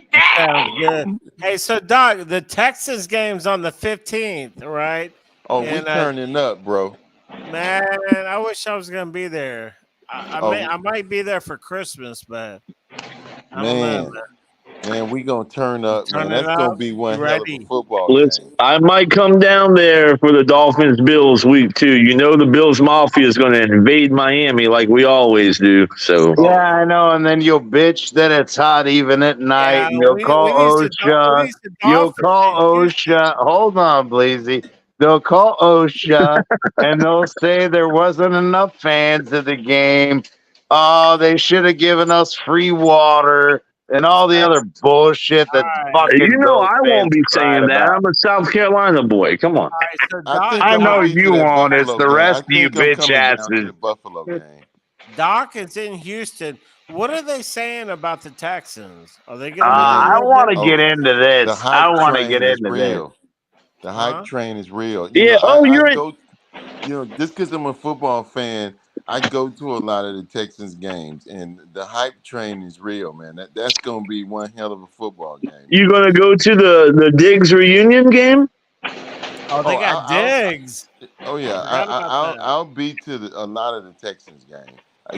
For the atmosphere. I mean, they know how to party. That Dolphins Yeah. game is gonna be If you watch unreal. when Buffalo invades Houston, we come up there and whoop that ass. That's the Diggs reunion game. You know Josh Allen's coming. I've He's got coming. Hey, I've hey, got Doc, family. I I've got apologize. family. I apologize for the scum that we allow on this channel. Hey, I'm Doc, sorry. I've got family in Houston, and my cousin, they have season tickets.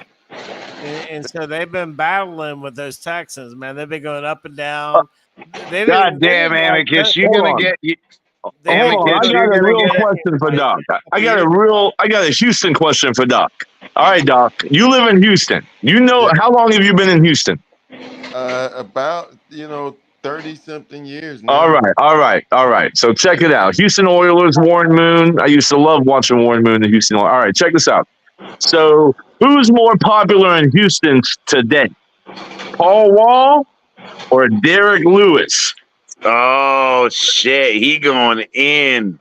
Mm. Hey, Paul Wall Paul and them Wall, grills, baby. Paul Paul Wall and them Wall, Paul grills, Wall don't baby. pay for nothing in Houston. But bro, Derek Lewis is a superstar in that city. UFC Derek Lewis? Come Yeah, on. but Paul Wall don't pay for nothing. He All right. old school player. All right. All right. Not only that, but Whoa. Derek Lewis, he got his ass knocked out a few times. So I think his popularity dropped How as about many how about times as how he's about dropped to Earl that Campbell? canvas. How about I'm Earl just Campbell saying. around there? Earl Campbell. Oh yeah. Hey, Amicus, real question. Yeah. We know with all that the Bills have lost, Mhm. and there's no way that they've replaced it. Realistically, what do you say about the Bills? No trolling, no homer. Yeah. Realistically, You're not gonna hear nothing that from no homo, no fucking Bullshit. Hey, CT, is no, your no, name no, no, Amicus? no, no. Is your You name went Amicus? out here.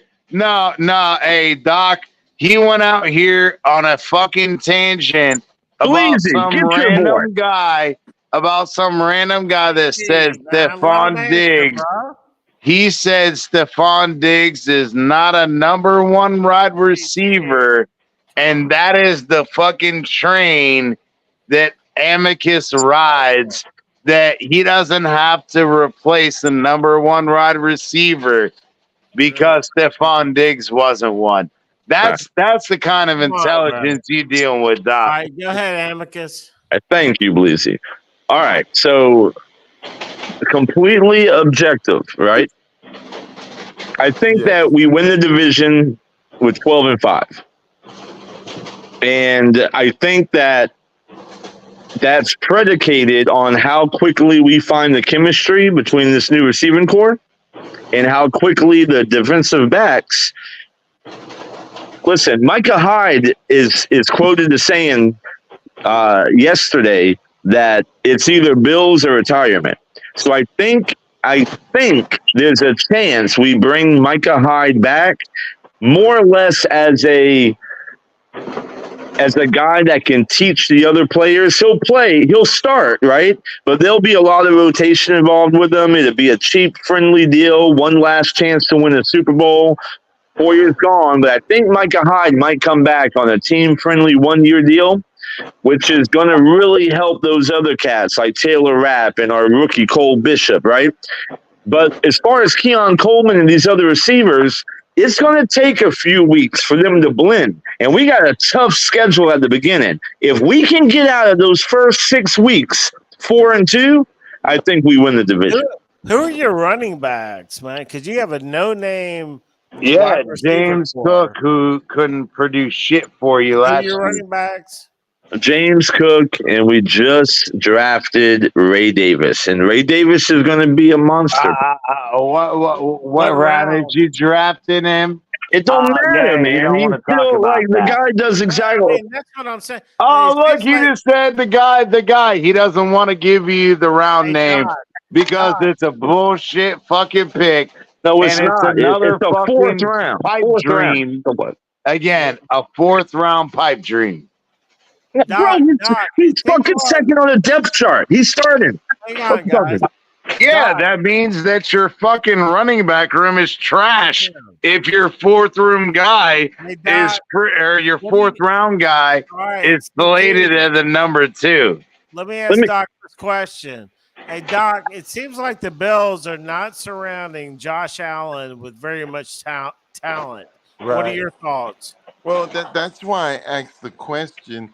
You know, you whatever you think about Gabe Davis, he was in the system, he knew the system, and then obviously you lose Diggs, and you know you make this you correctly state about the running back room. I mean, are they really depending on Kincaid? And Absolutely, yeah. But that's why I gave you my answer like that, dog. And I think that was a good answer because I objectively told you that if we get out of the first 6 weeks 4-2, then we're in good shape.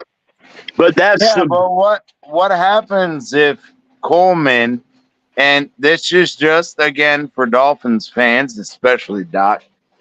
What happens when Coleman ends up being a Devontae Parker?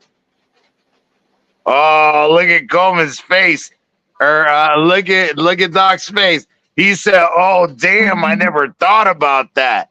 Right. Well, we fucking drafted Devontae Parker high with high expectations.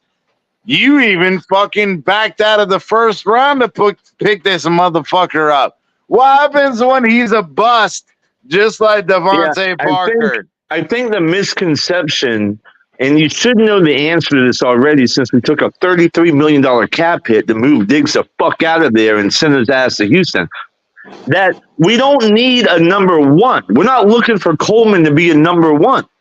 We're looking for Josh Allen to not have. I told y'all this before. Allen is not an alpha. He's a beta. So you can't have a number. You can't. Well, it's just facts. I haven't heard that. I've said it many times, and I don't mean like he's not a leader, but I'm talking about personality-wise. Some men are like command men and alphas. Some He's still an alpha. not personality-wise, meaning he's Bro, non-controversial. Hey, Michael K even told us on the show he Can I fucks finish my fucking midgets. fucking point? I'm just saying, your boy Michael K said that you fuck midgets. He fucks midgets. All right, put down the bottle, CT. All right, so the point I'm trying to make Not is drinking that, a bottle, but go. well, whatever. It's a personality trait. He's not the type of guy that's going to go up to Diggs and say, hold on, this is how it's going to be done. He's an agreeable cat, not a disagreeable cat. It's a personality trait. And so if those things you can't flip a switch. You can't take an introvert and throw them on stage and all of a sudden watch them shine as an extrovert. It doesn't happen. It's a personality trait. So you have to know that about Allen and surround him schematically based on that personality. That's a real thing. That's a real thing. So that's what they did. I'm telling you, they took the alpha out of the wide receiver room so that now, with his softer personality, he can still be an alpha because there's nobody taking it from him. And now he can spread the rock around how he sees fit. And that's why we did better at the end of the year and took the fucking division. And I disagree with that. Well, you can disagree all day long, but I mean, this is human behavior 101. You're a physiologist, not a psychologist. No. Stay in your fucking lane. The running part is what made Josh Allen elite. Again, and I've said this multiple times. Yeah, clip that one, please. You like that one? You're a physiologist, not a psychologist. Stay in your fucking lane. Yeah, and I am staying in my lane. Is again the reason that Josh Allen tore people up and did well, especially after you fired your OC, was because Josh Allen was willing to run more. And so there's 2 points to that. There's 2 points, and that's facts. That's not debatable. That's what Doc said. He beat us. He really beat us with his fucking legs. Yeah, storming through our fucking defense. And that's where again Anthony Weaver had to go against a running quarterback every fucking day. You don't know about Anthony Weaver. Every fucking day. And again, I'm not saying that Anthony Weaver has all the answers. Come on, Amicus. However, you have to say, Amicus, the dude knows about running quarterbacks. Come on, Amicus. He may not know every fucking in and out and fucking everything, but he knows how to defend a running quarterback. If we take the running aspect out of Josh Allen's game and we make Josh Allen a pocket passer, bro, it's trash. It's trash. Come on, Amicus. If you make Josh Allen a pocket passer, y'all are in deep fucking trouble. Pocket with his run readability. But anyway, hey, bro, we've been on here. He's the best reader of defenses in the whole fucking league. The fuck you talking about?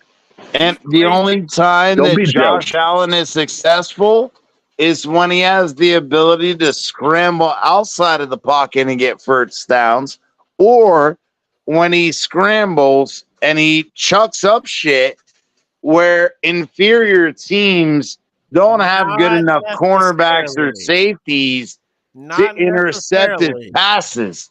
That's the problem. Not necessarily. Yeah, that is necessarily. Not necessarily. You need to be a little more specific. Josh Allen on the first read sucks.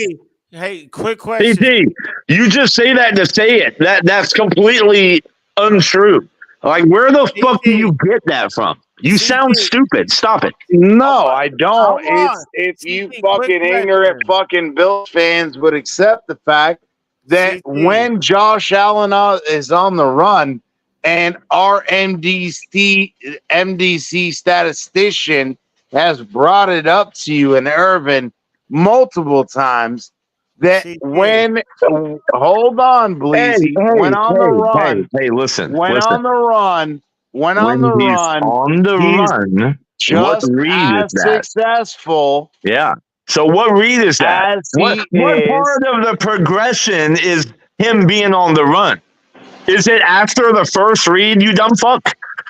Which No, one? it's Yeah. when he says, "I got a strong enough arm to throw it in here," But what read is and that? then he You gets said he's a one-read intercepted. quarterback. What read is that? Is that -1? Is it 0? It's the second. Yeah, it's Oh, it's the second read? it's the third, fourth, But fifth he's only a read one-read quarterback. How when could he he ever find a and then second again, receiver on the run if he's only a one-read quarterback? You don't fucking because make any sense. again, he That's is the one interception. read quarterback. When that read isn't there, he chucks shit up and he throws it and says, "Oh, I got the arm strength. I Come could fit it on. in here. I could do this. Come on, I could do amateur. You're that." talking about And then Tua. what Tua happened? was the one-read quarterback, which is Oh, why he that's has to on, get man. rid of the hilarious ball in 2 because seconds. Tua And has stop less throwing career it because either you're interceptions. there or you're not. Sherfield said you're there or you're not. If you're there, you're not. And If you're again, not there, and the Tua motherfucker is has still throwing less the ball. That ball is still interceptions in the Come air, on, CT. than amateur. Josh CT. Allen. Come on, CT. amateur. Josh The ball Allen is Do still not in the air, compliment Josh CT. him. Allen has more fucking interceptions Come on, than amateur. any other quarterback I in can't the hear you, last Bleezy, because fucking CT won't 3 shut the fuck up. years. Josh Allen has more interceptions But what's new? than any other quarterback in the Oh, last come 3 on. years. Why? Because Jameis And Winston CT, isn't in the Josh league Allen has anymore. more And touchdowns that's than where any he other tried to quarterback fucking Okay. as well. pin it on it is, Amateur. we Yeah. had worse Hey, guys. Hey, amateur. Bleezy, I have a stat for you, Bleezy. I'm just going to talk to you, Bleezy. I need to talk to Yeah. somebody of competence. What's up? Um, Yes. do you know that All right, the I'm out of here. quarterbacks Hit this up. with Peace. the most passing yards and total touchdowns in the past 5 years are Yeah, Mahomes but and he doesn't Allen? want to talk about the interceptions. Hold on. Mahomes and Allen. Mahomes leads Allen by 400 passing yards, and Allen leads Mahomes by 22 touchdowns. Yeah, so let that simmer a little bit. Yeah, exactly. Hang But on. let's talk Okay. about the Hang interceptions. on. Do you want to talk about the interceptions, How many Amicus? years? No, of course you don't. Of course you don't want to Hang talk on, about the CT. interceptions Mahomes because has just Patrick as many Mahomes. interceptions, and he won 3 Super Bowls. In fact, I here's a can't fun get a fact for word you, in CT. edgewise with All you the motherfuckers. Super Bowl winning quarterbacks over the past 5 years throw a lot of interceptions.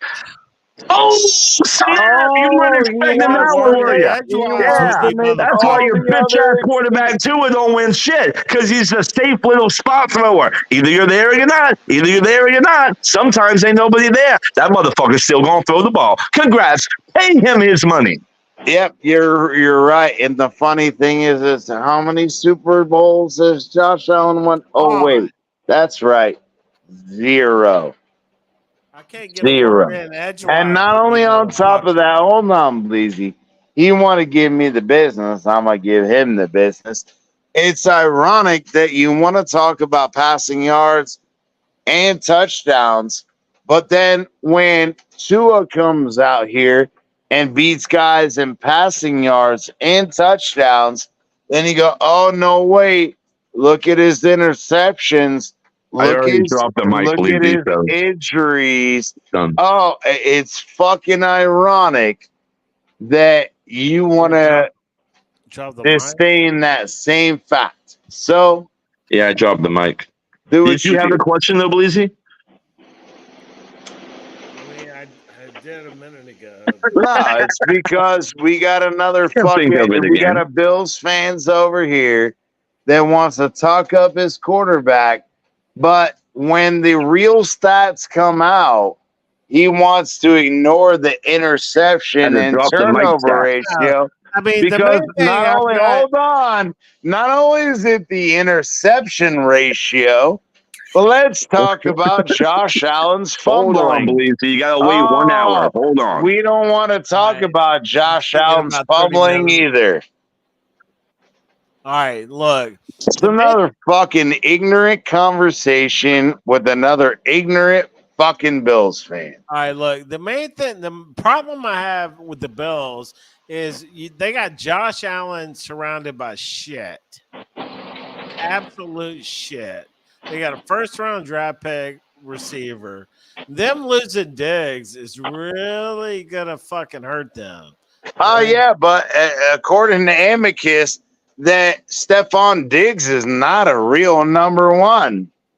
Well, No, Oh, that's come not. on. Hold on. Let me correct you, CT. That's not according to Amicus. That's according to Greg true. Cosell, 50-year senior NFL films analyst, motherfucker. So don't say it's Amicus. It's Greg Cosell. Yeah, you're right. Amicus. A guy that's been in it 50 years and Do the you not game agree has with me, changed Amicus? 20 times. Bills have You're been right. surrounded- And the Bills- game has changed 20 times. The But Bills you're have right. surrounded Josh Allen with shit. He doesn't have shit around him, bro. Well, y'all can sweep us and beat us and win the division easily. But we can't beat you, though. Oh, well, there you go. That's the problem. Yeah, and that's where, again, I said with this schedule, it kills a lot of narratives that even the NFL taking away our heat factor. You have, can you win on the road against championship or playoff teams? Welcome to And the CT whining hour. it's not. How is that whining? I said that Tua needs to prove it or he doesn't. Oh, wait. It's not me whining about how Josh Allen's not at fault for his shitty fucking throws. So anyway, Yeah. I'm going to hold my own quarterback accountable and say again, Tua needs to prove that he can win at the end of the season in cold game weather, which is Cleveland and New York and the possibility of Green Bay, but also can he not win on the road against playoff teams? This fucking schedule is perfect. All of the arguments we've had about Tua's contract. It is fucking perfect. I think the main topic of conversation right now is Tua's contract. But that's my whole point. This comes down to Tua's contract. I mean, if This dispels all of the fucking narratives. I think it's about to be a hot topic. It's all over the national news. All the radio stations are talking about it. Chris Greer is making a fucking ass out of himself right now. CT. Oh, like Christian Wilkins?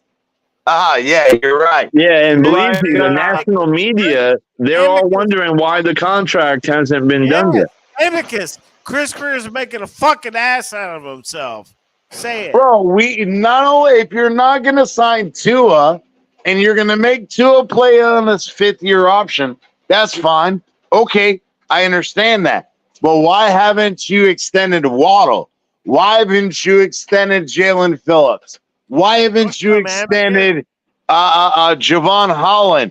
The thing is Greer is proving that he's asinine. If you say that you're not, if you're not locked in on one guy, maybe there's one or two other guys you are locked in on, but you're still not extending them either. So Chris Greer looks like a fucking idiot right now. I'm sorry. Amicus, your thoughts. On Yeah, what? he got no fucking. He got just said nothing about to the say. contract. No, honestly, I was looking at the TV because I thought you were going on a 1 hour rant, so I really didn't hear what you said. So you have to remind me of what was said for me to give thoughts. But I have a inkling that my thoughts aren't going to be heard. Exhibit A. 137 in the room, and nobody really gives a fuck about Amicus anyway. Because he's a Bills There you fan. go, because it's welcome to the CT hour, where I literally talk for 1 hour. Yeah, I know. We've been on Hold fucking on. 2 hours, and I didn't fucking talk for nearly 45 minutes Hold on. because I was dealing with Let fucking him punk ass go. bitch Collins ass, and Amicus I'm gonna give go. him the business. Okay, Amicus go, please. Just wait till next show. I got you, bro. You have to ask me the question, Blizzy. I tuned out the CT hour. I've heard it Okay. too many times on repeat. Yeah. The question is, do you think Chris Greer is fucking up all over the place? Yeah, I think he's treading on dangerous waters for sure because, again, it goes back to the same thing with the Bills. Like, you haven't had a quarterback in 25 years, right? They don't grow on trees. So even if Right. you have your reservations about Tua, what are you going to – who's better? Where are you going to get somebody that's Right. better, that knows the system better? In Like, the you kind of have to pay him. So just fucking pay him. Thank you. Why can they not come to an agreement? Because they're businessmen and they made all their money by doing sly business tactics, and negotiators like to fuck people in business. And that's just how, that's it. Looks like it's me and you now. Let's get down to business. Oh, the CT gets feelings hurt. Let's get down to business. All right, let's go. What are your thoughts? I'm thinking the Dolphins are not sold on Tua. That's what I'm thinking. So what? That's a bad deal, bro. Is it not? Because it is a bad deal. Look at what the image it gives to the Dolphin fan base. Right. Like all these motherfuckers are getting their big deals, and Tua's just kind of like. And honestly, it's really not about the image. It's more about the fact that it's the enter fighting. All of a sudden now it's going to be Tua against Greer. Tua's agent, really. Yeah. Listen, the old saying that happy wife, happy life. Yeah. What? Yeah, you better have a happy quarterback too, motherfucker. He's got to sling that rock. And that's why are the Dolphins being stingy? That I said it, earlier. The Herbert got his contract real quick. So did Burrow. So did Deshaun Watson. And all of a sudden, the Dolphins are playing games. Well, I mean, but they do have. Fuck Josh Allen. I know that. You're going to learn a lot come mandatory training camp. But listen, doesn't this always happen? Like it goes through the year, eventually the deal will get done. I mean, I would be utterly shocked if a Goff-like deal didn't get done before the season started. I mean, really? Okay, whatever. Yeah, I mean, you're. I'm really not worried about the deal, man. So what happens? Let me ask you this: what happens if they don't get a deal done and they do the 5th-year option? That's going to piss Tua off, right? Do you think he'll hold out? Do you think he'll play?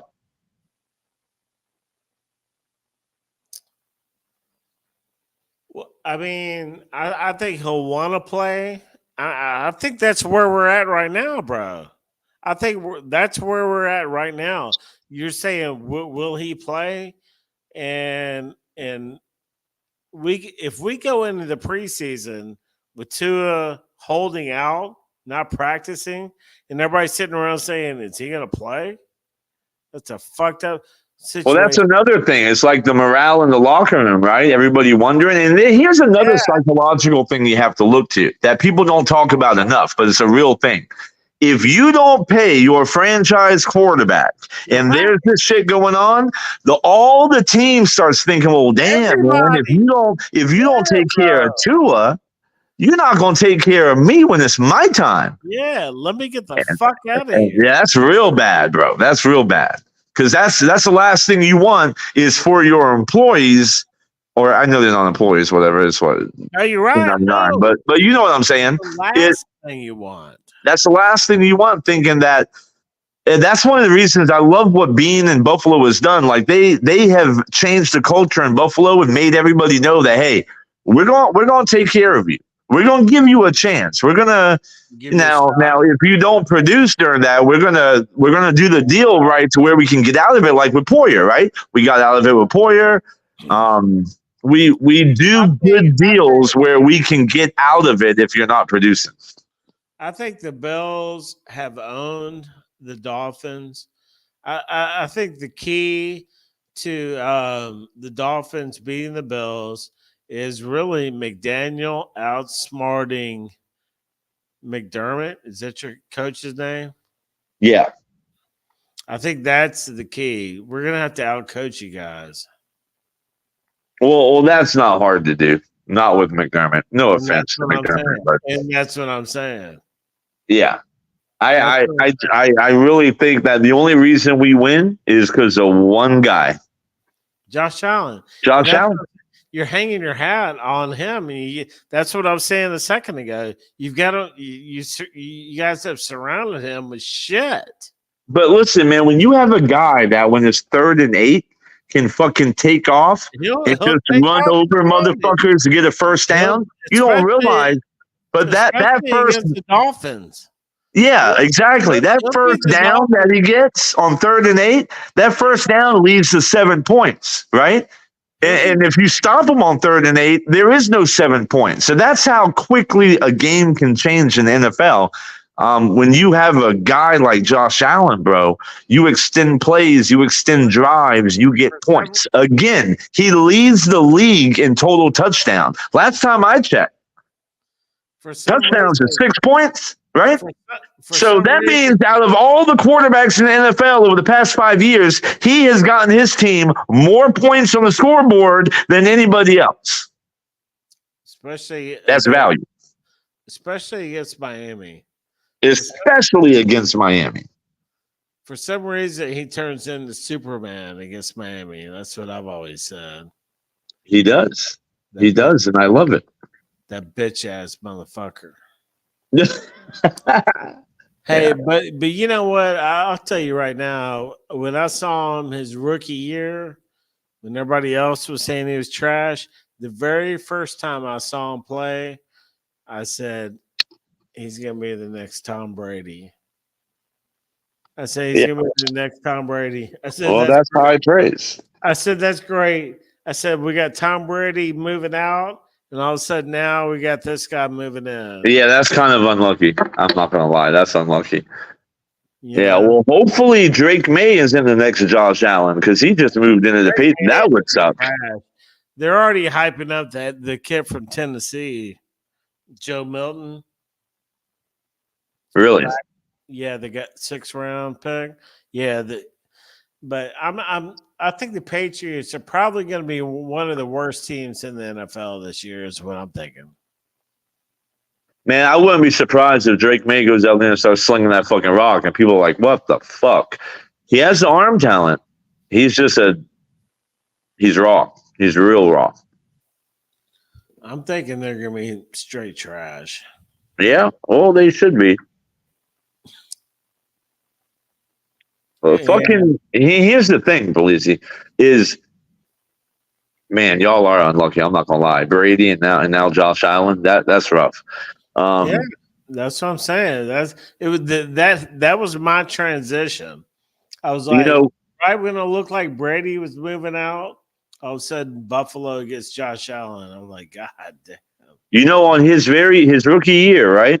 When he came in like the 2nd game or some shit, 3rd game or whatnot, I was in a bar in Pennsylvania, and I was sitting down watching the Bills game, and this guy was sitting next to me, and he starts talking trash about Allen. He's like, "Man, Allen, what a wasted pick! That was a dumb pick by the Bills," because that was like the narrative for some fucking reason. Even though he was projected to be the number 1 pick by the Browns by Mel Kiper for like months until the very end, closer to the draft, right? But nevertheless, I sat there. I told that son of a bitch, I said, "Bro," I said, "you just fucking watch. This is the franchise quarterback. This is the future. This is what all quarterbacks will be measured to. You give it 3 or 4 years." And I sometimes wonder if that fucking guy thinks about what I told him that day. because that was spot on. And now everybody wants a Josh Allen. Even if you won't admit it, everybody wants a fucking Josh Allen on their team. Sure, you want a fucking Josh Allen. Fuck yeah, you do. The guy's a fucking truck. He's, I think, I don't know why so many people passed on him. There was a lot of quarterbacks coming out in that draft, and he got lost in the shuffle. I don't know. Yeah, I mean, and listen, I've listened to some defensive coordinators. There's been some defensive coordinators that don't have any teams right now.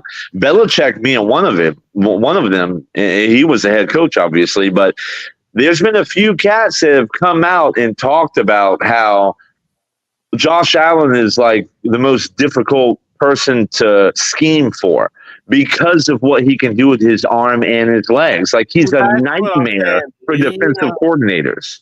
Hey, believe me, I've been playing video games longer than fucking most people on this fucking app have been alive.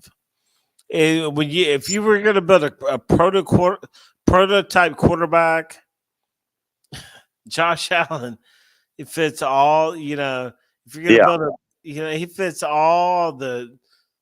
What do you want, man? That's what the DCs say, bro. They say that.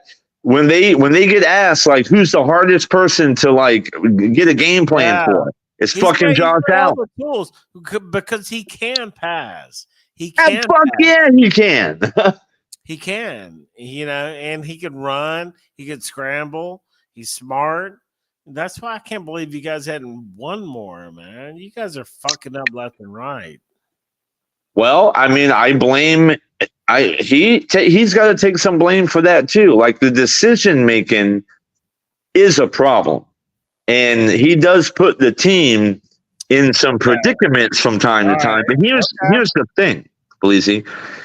You take the good with the bad, right? He may put the team in compromising situations from time to time, but look what he does on the other side of that coin.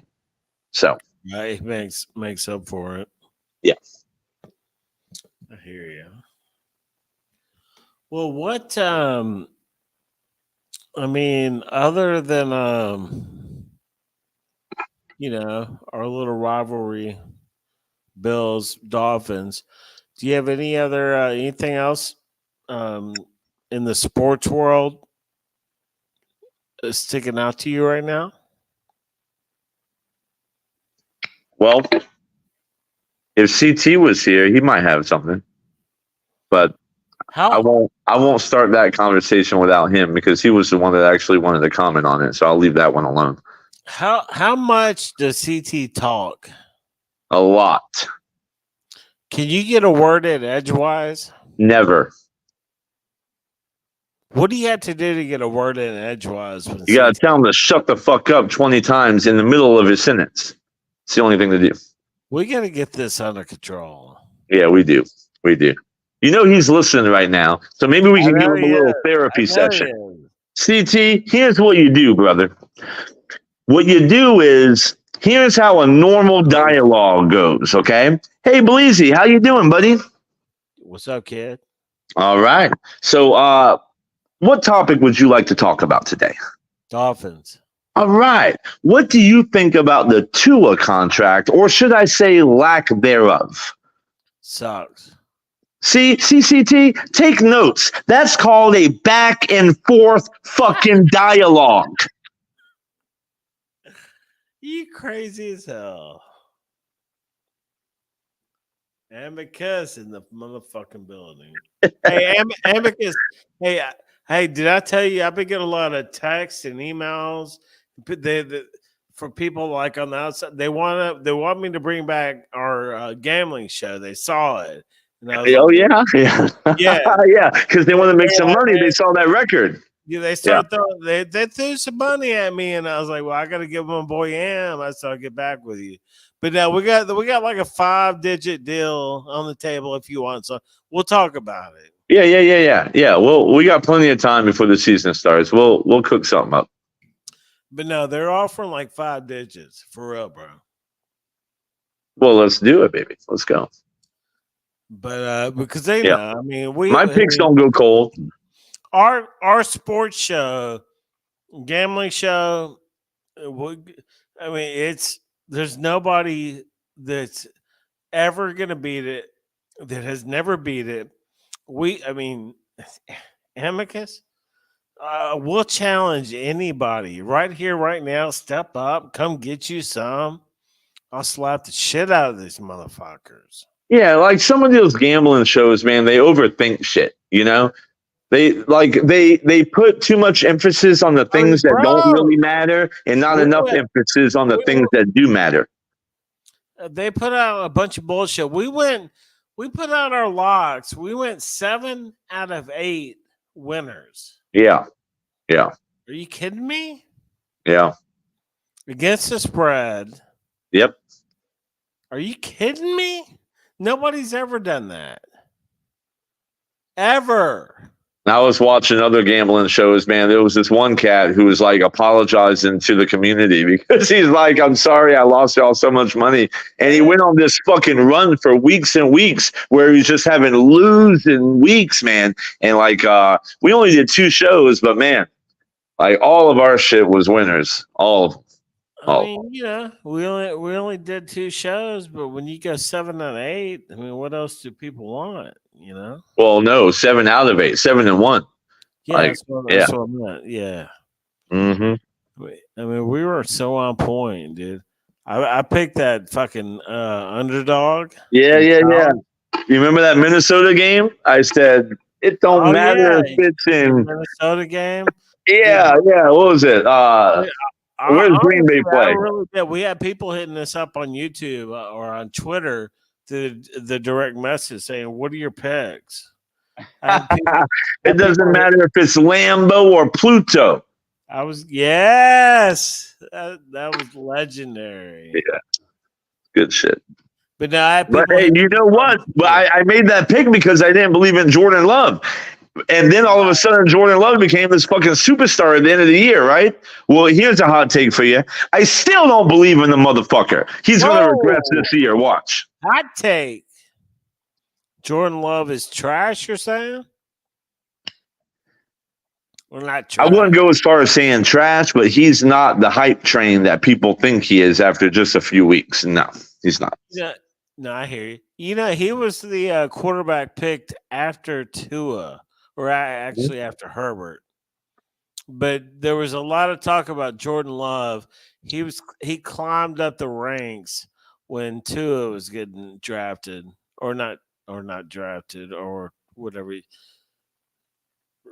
Was it draft? Yeah. Well, if you could redraft, would you listen, you had a chance to take Herbert, you took Tua. If you could go back in time, would you have taken Would take Love over Herbert? No, if I could go back, I would. You're asking who would I take? Yeah, would you still take Tua or would you take Herbert? I would take Burrow if I could. Well, because Burrow was the one taken in front of them. It was Burrow. Well, he was the first pick of the draft. Yeah. But Tua was the top quarterback until he got hurt. Tua was going to be the number 1 pick. We would have ended up with Burrow if Tua would have got hurt. But Tua got hurt, and then Burrow balled out his senior year, and then Burrow's a clear-cut number 1 pick. I'm going to be honest with you, bro. Like, I don't believe in any Alabama quarterbacks. I just don't. They have a track record for being real bad. Right. And I'll tell you something else. And really it's because they peak, right? You got a great coach like Saban. They hit their ceiling right there in college.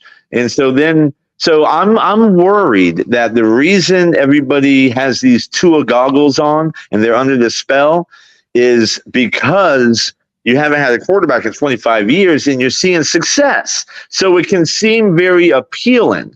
But the problem is, I think a lot of it has to do with McDaniel, and a lot of it has to do with the speed and the quality of receivers and schematics that you have on that field. And I think if you remove some of that, I think if you put Tua on the Buffalo Bills right now, where there is no serious schematics, there is no serious number one wide receivers, I think Tua struggles badly. Well, who wouldn't, man? You got to have a Josh Allen doesn't. See, y'all are putting too much pressure on your boy Josh. I know. That's why I say if he was on the Chiefs, man, the motherfuckers win 4 Super Bowls in a row. I'm telling you. If y'all are gonna put that much pressure on Josh Allen, you're fucked. I'll tell you that right now. Yeah. Why can't I get an Andy Reid? Give me an Andy Reid, man. I know. How did the I'm Chiefs get tired that? of McDermott. How did they get that lucky? Although I thought McDermott was a good coach, but I'll tell you what, man. His defense is he's becoming the modern day like Buddy Ryan or whatnot.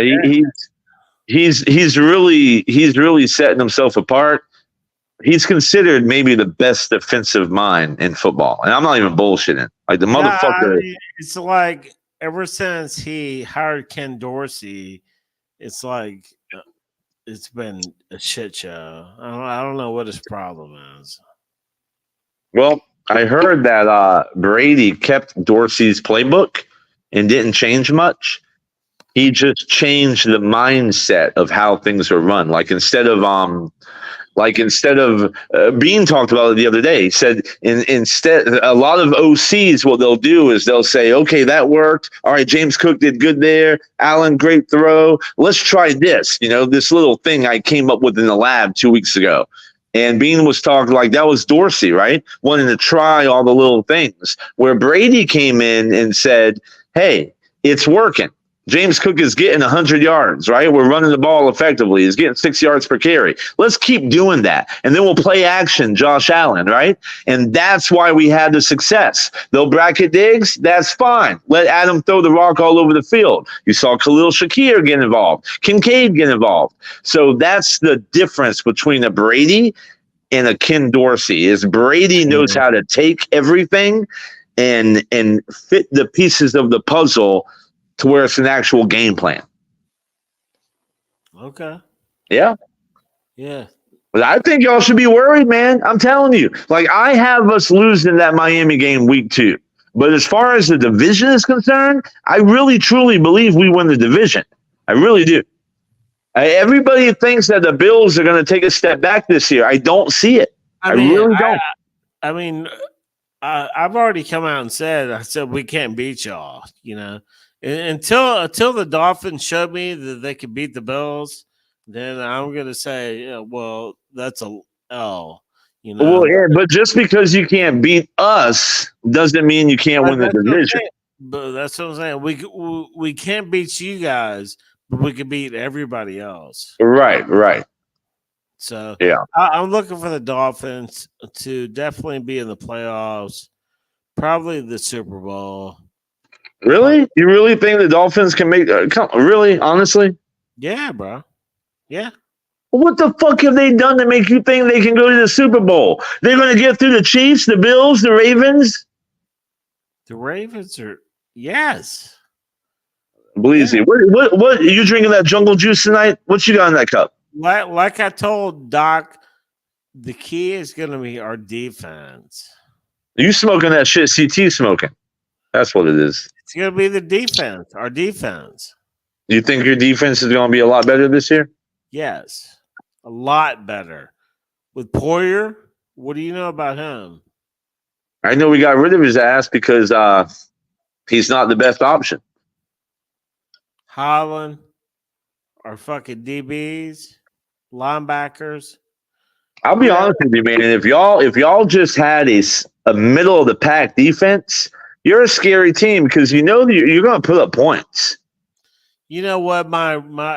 In Amicus, I've been watching NFL for fucking years, 50-something years. Or not far from it. But my recipe for a Super Bowl winning team, and always remember this, please, is there's 3 keys. Number 1 is a quarterback. Number 2 is a head coach. And number 3 is a defense. If you could dominate in those three areas, quarterback, head coach, defense, that's how you win a Super Bowl. Well, so we have the defense, we have the quarterback. Maybe we don't have the head coach, but here's the problem: the head coach is the reason we have the defense. So there's a fucking, That's a quandrum for you. That's your tripod: quarterback, head coach, defense. Yeah, you know what I really wish? I wish we could get an offensive-minded head coach to come in and move McDermott to the defensive coordinator position. But he would never do that, obviously. It's a demotion. But that's what I really wish would You happen. guys can't figure out what the fuck to do with Josh Allen. That's crazy. It's like we're wasting one of the greatest talents of all time. Fuck. I feel bad for him, man. Fucker should have 5 Super Bowls already. Well, believe me, listen, my phone's about to die, bro. So I don't know. You gonna go solo? You going solo? Yeah, I'll bail out. Have a good night, brother. Fucking much love. Yeah, much love to you too, man. And any final thoughts? I'm really, really excited about this upcoming year. I'm excited to listen. I'm not naive enough to understand that. I understand that there's some chemistry that's going to have to be built on this team defensively with the secondary and offensively with the wide receiver room, right? Right.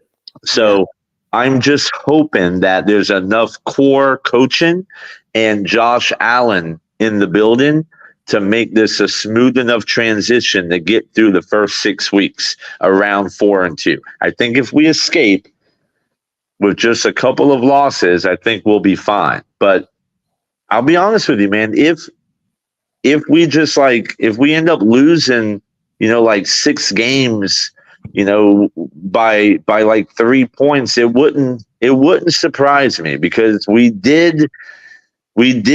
I'm not going to say take a step back, but we did change enough on the team that it could possibly be a problem. I just don't think it will, and that's my final thought. Wow. It's going to be interesting, man. At this point, there's only one way to find out, my brother. We're going to find out. We're going to find out. So we're going to wrap this up right now. MDC in the building. Peace.